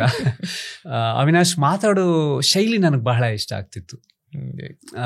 ಆಮೇಲೆ ರೇಡಿಯೋ ಮಿರ್ಚಿಗೆ ಬಂದ್ರೆ ಆವಾಗ ವಿಶ್ವಾಸ್ ಕಾಮತ್. ವಿಶ್ವಾಸ್ ಕಾಮತ್ ಅಂತ ಹೇಳಿದಾಗ ನಂಗೆ ನೆನಪಾಗುತ್ತೆ, ಅವರು 100 ಗಂಟೆಗಳ ಕಾಲ ನಿರಂತರವಾಗಿ ರೇಡಿಯೋದಲ್ಲಿ ಶೋ ಮಾಡಿ ವಿಶ್ವ ದಾಖಲೆಯನ್ನು ನಿರ್ಮಿಸಿ, ಅದು ಲಿಮ್ಕಾ ವರ್ಲ್ಡ್ ರೆಕಾರ್ಡ್ ಕೂಡ ಆಗಿತ್ತು. ಹೌದು, ವಿಶ್ವಾಸ್ ಕಾಮತ್ ನನಗೆ ತುಂಬಾ ಇಷ್ಟ ಆಗ್ತಿತ್ತು. ಇನ್ನು ಬೆಂಗಳೂರಿಗೆ ಹೋದ್ರೆ ಪ್ರದೀಪ ಪ್ರದೀಪ ನನಗೆ ಬೆಂಗಳೂರು ಹೋದಾಗೆಲ್ಲ ನಾನು ಕೇಳ್ತಿದ್ದೆ. ಆಮೇಲೆ ಮೈಸೂರಿಗೆ ಹೋದ್ರೆ RJ ಸುನಿಲ್ ಕಲರ್ ಕಾಗೆ ಸುನಿಲ್ ಶೋ ನಂಗೆ ತುಂಬಾ ಇಷ್ಟ ಆಗ್ತಿತ್ತು. ಇನ್ನು ಬೆಂಗಳೂರಲ್ಲಿ ಫೀವರ್ ಅಲ್ಲಿ ದಾನಿಶ್ ಶೇಟ್, ಮ್ಯಾಕ್ಸ್ ಮಿಸ್ಟರ್ ಅವ್ರದ್ದು ಕಾಮಿಡಿ ಅಂದ್ರೆ ಪ್ರ್ಯಾಂಕ್ ಕಾಲ್ಸ್ ಎಲ್ಲ ತುಂಬಾ ಚೆನ್ನಾಗಿ ಮಾಡ್ತಿದ್ರು, ಅದು ಇಷ್ಟ ಆಗ್ತಿತ್ತು. Okay okay, fabulous. Okay, so ಈಗ ನೀವು ರೇಡಿಯೋ ಮಿಸ್ ಮಾಡ್ತಿದ್ದೀರಾ? ಏನೇನು ರೇಡಿಯೋ ಮಿಸ್ ಮಾಡ್ತಿದ್ದೀರಾ? ಮಿಸ್ ಮಾಡ್ತಾ ಇಲ್ಲ, ಯಾಕಂದ್ರೆ ನಾನು ರೇಡಿಯೋ ಸ್ಟುಡಿಯೋದಲ್ಲಿ ಇದ್ಕೊಂಡು ಜನರೊಟ್ಟಿಗೆ ಮಾತಾಡ್ತಿದ್ದೆ. ಇನ್ನೊಂದು ಸೈಡಲ್ಲಿ ಹೊರಗಡೆ ನಿರೂಪಣೆ ನಾನು ತುಂಬಾ ಶೋಸ್ ಮಾಡ್ತಾ ಇದ್ದೆ. ಸೊ ಜನರ ಜೊತೆಗೂ ಮಾತಾಡಿ ನನಗೆ ಗೊತ್ತಿದೆ, ಸ್ಟುಡಿಯೋ ಒಳಗಡೆ ಕೂತ್ಕೊಂಡು ಮಾತಾಡಿ ಗೊತ್ತಿದೆ. ಹಾಗಾಗಿ ಎಲ್ಲೋ ಒಂದ್ ಕಡೆ ಆ ಸ್ಟುಡಿಯೋದಲ್ಲಿ ಪ್ರತಿ ದಿವಸ, ಈಗ ನಾನು ಲಾಸ್ಟ್ 3 years ಇಂದ ಮಾರ್ನಿಂಗ್ ಶೋ ಮಾಡ್ತಿದ್ದೆ. ಬೆಳಿಗ್ಗೆ 6 ಗಂಟೆಗೆ ಹೋಗಿ ಪ್ರಿಪೇರ್ ಆಗಿ ಒಂದಷ್ಟು ಶೋ ಮಾಡ್ತಿದ್ದದ್ದು. ಆ ಬೆಳಿಗ್ಗೆ ಎದ್ದು ನಾಳೆ ಶೋ ಮಾಡ್ಬೇಕು, ನಾಳೆ ಏನ್ ಟಾಪಿಕ್ ಮಾಡ್ಬೇಕು, ಅದೆಲ್ಲ ಯೋಚನೆಗಳು. ಸಂಜೆ ಆದ ಕೂಡಲೇ ನಮಗೆ ಒಂದು ಟೆನ್ಷನ್ ಶುರು ಆಗ್ತದೆ. ನಾಳೆ ಏನ್ ಶೋ ಮಾಡೋದು, ಯಾವ ಟಾಪಿಕ್ ತಗೊಳ್ಳೋದು. ಸೊ ಈ ತರದ ಯೋಚನೆಗಳು, ಅದೆಲ್ಲದ್ರಿಂದ ಒಂದಷ್ಟು ಫ್ರೀ ಸಿಕ್ಕಿದೆ ಅಂತ. ಎಲ್ಲಿ ಮಿಸ್ ಮಾಡ್ತೀನಿ ಅಂದ್ರೆ, ಹೊರಗಡೆ ಅಲ್ಲಿ ಇಲ್ಲಿ ಹೋದಾಗ ಕೆಲವರು ಕೇಳ್ತಾರೆ ಈಗ್ಲೂ ಸಹ, ಈಗ ನಿಮ್ ವಾಯ್ಸ್ ಕೇಳ್ತಿಲ್ಲಲ್ಲ ರೇಡಿಯೋದಲ್ಲಿ, ಬರ್ತಾ ಇಲ್ವಾ, ರಜೆಲಿದ್ದೀರಾ? ಇಲ್ಲ, ನಾನು ಈ ಒಂದು ಬ್ರೇಕ್ ತಗೊಂಡಿದ್ದೆ, ಸುಳ್ಳು ಹೇಳ್ಬೇಡಿ ನೀವು, ಅಂದ್ರೆ ಅಷ್ಟು ವರ್ಷದಿಂದ ಕೇಳ್ತಿದಾರಲ್ಲ. ಸೊ ಹಾಗಾಗಿ ತುಂಬಾ ಜನ, ಮೊನ್ನೆ ಒಂದು ಹಾಸ್ಪಿಟ್ಲಿಗೆ ಹೋಗಿದ್ದೆ, ಅಲ್ಲಿ ಒಬ್ರು ಡಾಕ್ಟರ್ ಕೇಳಿದ್ರು, ಬೆಳಿಗ್ಗೆ ಡೈಲಿ ಟ್ರಾವೆಲ್ ಮಾಡ್ಬೇಕಾದ್ರೆ ನಿಮ್ ವಾಯ್ಸ್ ಕೇಳ್ತಿದ್ದೆ, ಸುಮಾರು ದಿವಸ ಆಯ್ತು ಬರ್ತಾ ಇಲ್ಲ, ನಾನು ಫೋನ್ ಮಾಡ್ಬೇಕು ಅಂತ ಅನ್ಕೊಂಡಿದ್ದೆ ಅಂತ. ಸೊ ಈ ತರ ಎಲ್ಲ ಹೇಳ್ಬೇಕಾದ್ರೆ ನಮ್ಗೆ ಗೊತ್ತಾಗಲ್ಲ, ಹೊರಗಡೆ ಒಂದಷ್ಟು ಜನ ಮಿಸ್ ಮಾಡ್ತಿದಾರಲ್ಲ, ಅದು ಸ್ವಲ್ಪ ಎಲ್ಲೋ ಒಂದ್ ಕಡೆ ಒಂದು ಯೋಚನೆ ಬರುತ್ತೆ. ಬಟ್ ಗೊತ್ತಿಲ್ಲ, ಮುಂದೊಂದ್ ದಿವಸ ಮತ್ತೆ ರೇಡಿಯೋಗೆ ಬರ್ಬೋದು ಅಥವಾ ಬೇರೆ ಯಾವ್ದು ಎಲ್ಲಿ ಕರ್ಕೊಂಡು ಹೋಗುತ್ತೆ ಅಂತ ಹೇಳಿಕ್ಕಾಗಲ್ಲ. ಬಟ್ ಇನ್ನೊಂದು, ಈಗ ಕೂಕೋ FM ಹಾಗೆ ಪಾಕೆಟ್ FM ಅಂತ ತುಂಬಾ ಜನ ಇದನ್ನ ನೋಡ್ತಿರೋರು ಕೆಲವರು ಯೋಚನೆ ಮಾಡಿದ್ರೆ, ನನ್ನ ಆ ಟೈಮಲ್ಲಿ ನನ್ನ ಶೋ ಇಷ್ಟಪಟ್ಟವರು ಮತ್ತೆ ಆ ವಾಯ್ಸ್ ಕೇಳಬೇಕು ಅಂತ ಅನ್ಸಿದ್ರೆ, ಕೂಕೋ FM ಹಾಗೆ ಪಾಕೆಟ್ FM ಅಲ್ಲಿ ಕೆಲವು ಪ್ರಾಜೆಕ್ಟ್ಗಳಿದೆ. ಸೊ ಒಂದೊಂದು ಟಾಪಿಕ್ ಅಲ್ಲಿ 1-2 ಗಂಟೆ 3 ಗಂಟೆ ಮಾತಾಡಿರೋ ಸ್ಟೋರೀಸ್ ಎಲ್ಲ ತುಂಬಾ ಇದೆ, ಅಲ್ಲಿ ಸಹ ಅವ್ರಿಗೆ ಕೇಳೋದಕ್ಕಾಗತ್ತೆ. That's nice. ಆಗ್ಲಿ ಪ್ರಸನ್ನ, ನಾವು ಮಾತಾಡ್ತಾ ಈಗ ಕರೆಕ್ಟ್ ಆಗಿ 58 ನಿಮಿಷ ಆಯ್ತು ಮೋಸ್ಟ್ಲಿ. ಗೊತ್ತೇ ಆಗ್ಲಿಲ್ಲ. ಹೌದು, ಅಂದ್ರೆ ಆ ಜರ್ನಿನಲ್ಲಿ ನಾವು ಬರ್ತಾ ಇದ್ವಿ. ನೀವು ಮಾತಾಡ್ತಾ ಇರ್ಬೇಕಾದ್ರೆಲ್ಲ ನನ್ನ ಮನ್ಸಲ್ಲಿ ಆ ದಿನಗಳು, ಆ ರೇಡಿಯೋ, ಆ ಸ್ಟೇಷನ್ ಜಗ ಜಗ ಜಗ ಜಗ ಫಿಲ್ಮ್ ತರ ಪಾಸ್ ಆಗ್ತಾ ಇತ್ತು. ಇನ್ನು ಈಗ ನೀವು ಸವಿ ನೆನಪು ನಿಮ್ಮ ಮಾತನ್ನ ನಾವು ಇಲ್ಲಿ ಕೇಳೋದಕ್ಕೆ ಬಯಸ್ತೇವೆ. ಯಾಕೆ ಅಂತಂದ್ರೆ ಅದ್ ಮತ್ತೆ ಇನ್ಕಂಪ್ಲೀಟ್ ಆಗುತ್ತೆ ನಮ್ದು ವಿಡಿಯೋ. ಹೇಳಿ, ನಾನ್ ನಿಮ್ಗೆ ಹೇಗೆ ಕೋಆಪರೇಟ್ ಮಾಡ್ಬೇಕು ಅಂತ. ಇಲ್ಲ, ನನಗೆ ಒಂದು ವಿಷಯ ನಾನು ಹೇಳಬೇಕು. ಈಗ ನಾನು ಹೀಗೆ ಮಾತಾಡ್ತಿದ್ದೀನಲ್ಲ, ಕೆಲವ್ರಿಗೆ ಅನಿಸ್ಬೋದು ರೇಡಿಯೋದಲ್ಲಿ ಕೇಳಬೇಕಾದ್ರೆ ಬೇರೆ ಥರ ಕೇಳ್ತದಲ್ಲ ಅಂತ. ನಾನು ಇಲ್ಲಿ ಮಾತಾಡ್ಬೇಕಾದ್ರೆ ಹೀಗೆ ಮಾತಾಡ್ತೀನಿ, ನಾನು ಸ್ಟೇಜಲ್ಲಿ MC ಮಾಡ್ಬೇಕಾದ್ರೆ ನನ್ನ ವಾಯ್ಸ್ ಬೇರೆ ತರ ಇರುತ್ತೆ, ಮಾರ್ನಿಂಗ್ ಶೋ ಮಾಡ್ಬೇಕಾದ್ರೆ ಬೇರೆ ತರನೇ ಇರುತ್ತೆ, ನೈಟ್ ಶೋ ಮಾಡ್ಬೇಕಾದ್ರೆ ಬೇರೆ ತರನೇ ಇರುತ್ತೆ. ಸವಿ ನೆನಪು ಮಾಡ್ಬೇಕಾದ್ರೆ ನಾನು ಸ್ವಲ್ಪ ಲೋ ವಾಯ್ಸ್ ಅಲ್ಲಿ ಮಾತಾಡ್ತಿದ್ದೆ, ಸೋಬರಾಗಿ ಮಾತಾಡಬೇಕು, ಹಾಗೆ ಮಾತಾಡ್ತಿದ್ದೆ. ಅದು ಜನ ಬಹಳ ಇಷ್ಟಪಟ್ಟಿದ್ದು ಅದನ್ನೇ ಹೇಳೋದಾದ್ರೆ, ಈಗ ಕಾಲದ ಹೆಜ್ಜೆಯಲ್ಲಿ ಕಾಲ್ಗೆಜ್ಜೆಯಾಗಿ ಸಾಗುವ ಬದುಕಿನ ಪ್ರತಿ ಹೆಜ್ಜೆಯಲ್ಲೂ ಕಾಡುವ ನೆನಪುಗಳು. ಎಲ್ಲರ ಬದುಕಲ್ಲೂ ನೂರಾರು ಕನಸುಗಳಿರುತ್ತೆ, ನೂರಾರು ಆಸೆಗಳಿರುತ್ತೆ, ಹಾಗೆಯೇ ಲೆಕ್ಕಕ್ಕೆ ಸಿಗದಷ್ಟು ನೆನಪುಗಳಿರುತ್ತೆ. ಸವಿ ನೆನಪು. ನಾನು ನಿಮ್ಮ ನೆನಪಿನ ನಾವಿಕ RJ ಪ್ರಸನ್ನ. ನೀವು ಕೇಳ್ತಾ ಇದ್ದೀರಾ ಸೂಪರ್ ಹಿಟ್ಸ್ 93.5 ರೆಡ್ FM. ಬದುಕು ನೋಡಿ, ಎಲ್ಲೋ ಹುಟ್ಟಿದ ಒಂದು ನದಿ ಎಲ್ಲೆಲ್ಲೋ ಹರಿದು ಸಾಗರ ಅನ್ನೋ ಗಮ್ಯವನ್ನು ಸೇರುತ್ತೆ. ಹಾಗೆಯೇ ನಾವುಗಳು ಕೂಡ ಎಲ್ಲೋ ಹುಟ್ಟಿ ಮತ್ತೆಲ್ಲೋ ಬೆಳೆದು ಮತ್ತೆಲ್ಲೋ ಜೀವನದಲ್ಲಿ ನೆಲೆಯನ್ನು ಕಾಣ್ತೀವಿ. ಈ ನಮ್ಮ ಜೀವನಯಾನದಲ್ಲಿ ಅದೆಷ್ಟೋ ಜನ ನಮ್ಮ ಜೊತೆ ಆಗ್ತಾರೆ. ಕೆಲವರಿಂದ ನಾವು ಸಾಕಷ್ಟು ಪಾಠ ಕಲಿತೀವಿ, ಕೆಲವರು ಒಂದಷ್ಟು ಒಳ್ಳೆಯ ನೆನಪುಗಳನ್ನು ಕೊಡ್ತಾರೆ, ಮತ್ತು ಕೆಲವರು ಅವ್ರ ನೆನಪೇ ಮಾಡ್ಕೊಳ್ಳೋದು ಬೇಡ ಅಂತ ತುಂಬ ಅನಿಸುತ್ತೆ. ಇನ್ನು ಕೆಲವರು ಇರ್ತಾರೆ, ಯಾವುದೋ ಒಂದು ಸಂದರ್ಭದಲ್ಲಿ ದೇವ್ರ ಹಾಗೆ ಬರ್ತಾರೆ ಬದುಕಲ್ಲಿ. ಇವರು ನನ್ನ ಜೀವನದಲ್ಲಿ ದೇವ್ರ ಹಾಗೆ ಬಂದರು ಅಂತ ಯೋಚನೆ ಮಾಡಿದ್ರೆ, ನೀವೀಗ ಯೋಚನೆ ಮಾಡಿ, ಯಾವುದೋ ಒಂದು ಸಂದರ್ಭದಲ್ಲಿ ಯಾರೋ ಒಬ್ಬ ವ್ಯಕ್ತಿ ದೇವ್ರ ಹಾಗೆ ಬಂದರು, ನಿಮ್ಮ ಬದುಕನ್ನು ಬದಲಾಯಿಸಿದ್ರು ಅಂತ ಹೇಳಿದಾಗ ಯಾರು ನೆನಪಾಗ್ತಾರೆ ನಿಮಗೆ? ಅವ್ರ ಬಗ್ಗೆ ಒಂದಷ್ಟು ವಿಷಯಗಳನ್ನು ನನ್ನ ಜೊತೆ ಹಂಚ್ಕೊಳ್ಳಿ. 426693 ಈ ನಂಬರಲ್ಲಿ ನಾನು ನಿಮಗೆ ಸಿಗ್ತೇನೆ. ಕೇಳ್ತಾ ಇರಿ ಹಾಡು ಹಾಡಲ್ಲೇ, ಮಾತು ಮಾತಲ್ಲೇ, ಮಂಗಳೂರಿನ ಮನಸ್ಸು ಮನಸ್ಸಲ್ಲೇ, ಸವಿ ನೆನಪು. ನಾನು ನಿಮ್ಮ ನೆನಪಿನ ನಾವಿಕ ಪ್ರಸನ್ನ. ಮಸ್ತ್ ಮಚ್ಚಾ ಮಾಡಿ ಇಷ್ಟೇ. So nice. ಸೊ ಈ ತರ ಮಾತಾಡ್ಬೇಕಾದ್ರೆ ಯಾರೋ ಒಬ್ರು ಕಾಲ್ ಮಾಡ್ತಾರೆ, ನಾನು ಅವತ್ತೆಲ್ಲೋ ಒಂದ್ ಕಡೆ ಇದ್ದೆ, ಸೊ ಇದೆಲ್ಲೋ ಒಂದ್ ಕಡೆ ಕನೆಕ್ಟ್ ಆಗ್ಬಿಡತ್ತೆ. ಸೊ ಆಮೇಲೆ ಅದೊಂದು ಸ್ಟೋರಿ ಬಿಲ್ಡ್ ಆಗುತ್ತೆ. ಇಷ್ಟು ಶುರು ಮಾಡಿದ್ರೆ ಆಮೇಲೆ ಇದು ಇಲ್ಲಿಂದ ಟೇಕ್ ಆಫ್ ಆಗುತ್ತೆ, ಎಲ್ಲಿಗೋ ಹೋಗುತ್ತೆ. ನಂಗೆ ಅದ್ರಲ್ಲಿ ಇಡೀ ನಿಮ್ಮ ಮಾತು ಎಷ್ಟು ಚೆನ್ನಾಗಿತ್ತು, ಅದ್ರಲ್ಲಿ ತಕ್ಷಣಕ್ಕೆ ಇನ್ನೂ ಕ್ಯಾಚ್ ಆಗಿರೋದು 426693 ಹೌದು.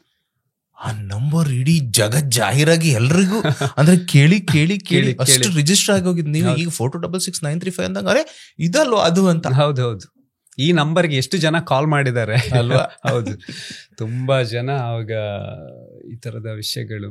ಕೆಲವೊಮ್ಮೆ ಕೆಲವರು ತುಂಬಾ ಅಳ್ತಿದ್ರು. ನಮ್ಗೆ ಏನಾಗುತ್ತೆ ಅಂದ್ರೆ 1.5 ನಿಮಿಷ 2 ನಿಮಿಷ ಹೆಚ್ಚಂದ್ರೆ ಮುಗಿಸ್ಲೇಬೇಕು, ಎಕ್ಸಾಕ್ಟ್ಲಿ ನಿಲ್ಸೋದಿಲ್ಲ. ಅವಾಗ ನಾನೇನ್ ಮಾಡ್ತಿದ್ದೆ, ಅವ್ರನ್ನ ಅಲ್ಲೇ ಹೋಲ್ಡಲ್ಲಿ ಇಟ್ಟು ನಾನು ಲಿಂಕ್ ಕಂಪ್ಲೀಟ್ ಮಾಡಿ, ನಾವು ಮಾತಾಡೋದನ್ನ ಲಿಂಕ್ ಅಂತ ಹೇಳ್ತೀವಲ್ಲ, ಲಿಂಕ್ ಕಂಪ್ಲೀಟ್ ಮಾಡಿ ಮತ್ತೆ ಅವ್ರ ಜೊತೆ ಮಾತಾಡ್ತಾ 1.5 ಗಂಟೆ ಎಲ್ಲ ಒಬ್ರ ಜೊತೆಗೆ ಮಾತಾಡಿರೋದಿದೆ. ಅವರು ಫೋನ್ ಇಡೋದಿಲ್ಲ, ಅವ್ರ ಪ್ರಾಬ್ಲಮ್ ಹೇಳ್ಕೊಳ್ಳೋದು ನಿಲ್ಲೋದಿಲ್ಲ, ನಮ್ಗೆ ಕಟ್ ಮಾಡ್ಲಿಕ್ಕೆ ಆಗಲ್ಲ. ಸೊ ಈ ತರದ ತುಂಬಾ ನೆನಪುಗಳಿದೆ. ರೈಟ್. ಸೊ ಪ್ರಸನ್ನ, ಇದು ಇನ್ನು ನಾವು ಈಗ ಮಾತಾಡ್ತೀನಿ 1.5 ಗಂಟೆ ಮಾತಾಡ್ಬೋದು, ಅಷ್ಟಿದೆ ವಿಚಾರ. ಬಟ್ ಇಷ್ಟು ಸಾಕು ಅಂತ ಅನ್ಸುತ್ತೆ.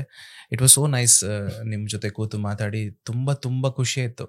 ನಾ ಹೇಳಿದ್ರೆ ಸ್ಟಾರ್ಟಿಂಗ್ ಅಲ್ಲೇ ಹೇಳಿದೆ, ಇದೊಂದು ಎಪಿಸೋಡ್ ಆಗ್ಬೇಕಾಗಿತ್ತು. ಮೋಸ್ಟ್ಲಿ ನೀವು ಕೂತು ಮಾತಾಡುವುದಲ್ಲಿ ನೀವು 42-43ನೇ ಗೆಸ್ಟ್ ಅಂತ ಅನ್ಸುತ್ತೆ. ಬಂದಂತಹ ಎಲ್ಲಾ ಗೆಸ್ಟ್ ಗಳಿಗೆ ಕಂಪೇರ್ ಮಾಡಿದ್ರೆ ಅತಿ ಕಿರಿಯ ಗೆಸ್ಟ್ ನಿಹಾಲ್ ತವರು. ಅದ್ರ ನೆಕ್ಸ್ಟ್ ಮೋಸ್ಟ್ಲಿ ನೀವೇ ಅಂತ ಅನ್ಸುತ್ತೆ ನನ್ಗೆ. ನೀವು ಅಥವಾ ಶೋಭರಾಜ್ ಪಾವರ್ ಇರ್ಬೋದು. ಅವ್ರು ಕಲ್ಜಿಗ ಫಿಲ್ಮ್ ಕಾಂಟ್ರವರ್ಸಿ ಟೈಮಲ್ಲಿ ನಾವು ಅವ್ರ ಜೊತೆ ಮಾತಾಡಿದ್ವಿ. ಅದ್ ಬಿಟ್ರೆ ಮೋಸ್ಟ್ಲಿ ನೀವೇ ಅಂತ ಅನ್ಸುತ್ತೆ. ನಾನು ತುಂಬಾ ಕಡಿಮೆ ಅವಿನಾಶ್ ಈ ತರದ ಪಾಡ್ಕಾಸ್ಟ್ ಗಳಿಗೆ ಹೋಗಿರೋದು. ತುಂಬಾ ಜನ ನನ್ ಕರಿತಾ ಇರ್ತಾರೆ. ಗೊತ್ತಿಲ್ಲ ನನಗೆ, ನೀವು ಕೇಳಿದಾಗ ಇಲ್ಲ ಅಂತ ಹೇಳಲಿಕ್ಕೆ ಆಗ್ಲಿಲ್ಲ. ಸೊ ಹಾಗಾಗಿ ಇಲ್ಲ, all I can say is thanks. ಈ ನೆನಪುಗಳನ್ನ ಮೆಲ್ಕ್ ಹಾಕಿದ್ರಿ. ಮತ್ತೆ ಮಂಗಳೂರಿನ ಜನ ಇದನ್ನ ನೋಡಿದಾಗ ಇನ್ನಷ್ಟು ಖುಷಿ ಪಡ್ತಾರೆ. I am sure about it. ಏನಾದ್ರು ಹೇಳೋದಕ್ಕೆ ಬಯಸ್ತೀರಾ? ಇಲ್ಲ, ಇಷ್ಟು ವರ್ಷ ನನಗೆ ಎಲ್ಲೋ ಇದ್ದಂಥ ಒಬ್ಬ ಸಾಮಾನ್ಯ ವ್ಯಕ್ತಿ ಇವತ್ತು ಒಂದಷ್ಟು ಜನ ನೆನಪು ಮಾಡ್ಕೊಳ್ಳೋ ಹಾಗೇನಾದ್ರೂ ನನಗೆ ಪ್ರೀತಿ ಸಿಕ್ಕಿದೆ ಅಂದ್ರೆ, ಜನ ರೇಡಿಯೋ ಕೇಳದೇ ಇದ್ರೆ ಅಥವಾ ನನ್ನ ಶೋನ ಜನ ಇಷ್ಟಪಡದೇ ಇರ್ತಿದ್ರೆ ನನ್ನನ್ನು ಕಂಪನಿ ಅಷ್ಟು ವರ್ಷ ಇಟ್ಕೊಳ್ತಿರ್ಲಿಲ್ಲ. ನಿಜ. ಈ 15 ವರ್ಷದಲ್ಲಿ 16 ವರ್ಷದಲ್ಲಿ ಮಂಗಳೂರು ಜನ ನನಗೆ ಕೊಟ್ಟಿರುವಂಥ ಪ್ರೀತಿ, ಅಭಿಮಾನ, ಅದೆಲ್ಲೋ ಒಂದು ಕಡೆ ಅದಕ್ಕೆ ಬೆಲೆ ಕಟ್ಟೋದಕ್ಕಾಗಲ್ಲ. ಕಂಪನಿ ನನಗೆ ಎಷ್ಟು ದುಡ್ಡು ಕೊಟ್ಟಿದೆ, ಹೊರಗಡೆ ನನಗೆ ಎಷ್ಟು ಅವಾರ್ಡ್ ಸಿಕ್ಕಿದೆ, ಅದೆಲ್ಲ ಬೇರೆ ವಿಷಯ. ಅದ್ರ ಬಗ್ಗೆ ನನಗೇನು ದೊಡ್ಡ ಖುಷಿ ಅನ್ನೋದಕ್ಕಿಂತ ಹೆಚ್ಚಾಗಿ ಹೋದಲ್ಲೆಲ್ಲ ಜನ ನಿಮ್ಮ ಶೋ ನಾನು ಕೇಳಿದ್ದೆ, ಖುಷಿ ಆಗ್ತಿತ್ತು, ಈ ಕೆಲಸ ಮಾಡಿ ಬಂದು ತುಂಬ ಸುಸ್ತಾಗಿಲ್ಲ, ಏನೋ ಒಂದು ಟೆನ್ಷನಲ್ಲಿ ಇರಬೇಕಾದ್ರೆ ಆ ಶೋ ಕೇಳ್ತಾ ಕೇಳ್ತಾ ಹಾಡುಗಳನ್ನು ಕೇಳ್ತಾ ಕೇಳ್ತಾ ಒಂದಷ್ಟು ನೆಮ್ಮದಿಯಿಂದ ನಾವು ಮಲಗ್ತಿದ್ವಿ ಅಂತ ಒಂದಷ್ಟು ಜನ ಹೇಳಬೇಕಾದ್ರೆ, ಎಲ್ಲೋ ಒಂದು ಕಡೆ ಮಾಡಿರೋ ಕೆಲಸ ನನ್ನ ಮನಸ್ಸಿಗೆ ತೃಪ್ತಿ ಕೊಟ್ಟಿದೆಯಲ್ಲ, ಜನರಿಗೆ ಖುಷಿಯಾಗಿದೆಯಲ್ಲ ಅನ್ನೋದು ಒಂದೇ ಸ್ಯಾಟಿಸ್ಫ್ಯಾಕ್ಷನ್ ಇದೆಯಲ್ಲ, ಅದನ್ನು ಕೊಟ್ಟಂಥ ನನ್ನ ಕಂಪನಿ ರೆಡ್ FM, ಸ್ಪೆಷಲಿ ನನ್ನ ಬಾಸ್, ಇಷ್ಟು ವರ್ಷ ನಾನು ಇರ್ಲಿಕ್ಕೆ ಅವರೇ ನನಗೆ ಕಾರಣ ಅಂತ ಹೇಳ್ಬೋದು, ಸುರೇಶ್ ಗಣೇಶನ್ ಅಂತ ಅವರು. ಹಾಗೆ ಮಂಗಳೂರಿನ ರೇಡಿಯೋ ಲಿಸ್ನರ್ಸ್ ಯಾರೆಲ್ಲ ಇದ್ದಾರೆ ಎಲ್ರಿಗೆ ವಾರ್ತಾಭಾರತಿ ಈ ಕೂತು ಮಾತಾಡುವ ಎಪಿಸೋಡ್ ಮೂಲಕ ತುಂಬ ಹೃದಯದ ಧನ್ಯವಾದಗಳನ್ನು ಹೇಳೋದಕ್ಕೆ ಇಷ್ಟಪಡ್ತೀನಿ ನಾನು. ಮತ್ತೆ ನಿಮ್ಮ ಕೂತು ಮಾತಾಡುವ ಈ ಒಂದು ಕಾನ್ಸೆಪ್ಟ್, ಅದ್ಭುತವಾದ ಕಾನ್ಸೆಪ್ಟ್ ಇದು.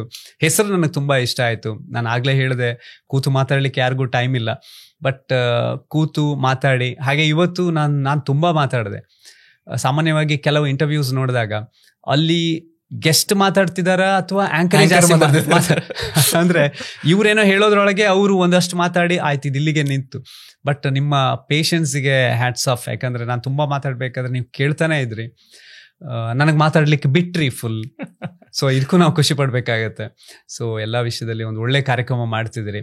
ಹಾಗೆ ವಾರ್ತಾಭಾರತಿ ಸಹ ಒಳ್ಳೆಯ ವಿಷಯಗಳನ್ನ, ವಸ್ತುನಿಷ್ಠ ವಿಷಯಗಳನ್ನ ಜನರಿಗೆ ತಲುಪಿಸೋಂಥ ಒಂದು ಕೆಲಸ ಮಾಡ್ತಿದೆ. ಪ್ರಿಂಟ್ ಮೀಡಿಯಾ ಈಗ ಸೋಷಿಯಲ್ ಮೀಡಿಯಾಗೆ ಸಹ ಅಪ್ಗ್ರೇಡ್ ಆಗಿದೆ. ಸೊ ಇದೇ ತರ ಜನರ ಮನೆಗಳಿಗೆ ಒಳ್ಳೆಯ ವಿಷಯಗಳನ್ನ ತಲುಪಿಸ್ತಾ ಇರಲಿ, ಜನರ ಬದುಕಿನ ಬದಲಾವಣೆಗಳಿಗೆ, ಒಳ್ಳೆಯ ಬದಲಾವಣೆಗಳಿಗೆ ಕಾರಣ ಆಗಿರಲಿ ಅನ್ನೋದು ನನ್ನ ಹಾರೈಕೆ. ಹಾಗೆ ನಮ್ಮ ವಾರ್ತಾಭಾರತಿಯ ಮ್ಯಾನೇಜ್ಮೆಂಟ್ ಆ್ಯಂಡ್ ಸ್ಟಾಫ್ ಜೊತೆಗೆ ಅವಿನಾಶ್, ನಿಮಗೆ ಧನ್ಯವಾದಗಳು. ನನ್ನನ್ನು ಕರೆದು ಇಷ್ಟೊತ್ತು ಕೂರಿಸಿ ನನ್ನ ಮಾತುಗಳನ್ನು ಕೇಳಿದ್ದಕ್ಕೆ ಥ್ಯಾಂಕ್ ಯು. ಥ್ಯಾಂಕ್ಸ್ ಪ್ರಸನ್ನ. ಮುಂದಿನ ನಿಮ್ಮ ಜರ್ನಿ ಕೂಡ ತುಂಬ ಚೆನ್ನಾಗಿರಲಿ, ಇಂಟ್ರೆಸ್ಟಿಂಗ್ ಆಗಿರಲಿ. All the best. Thank you.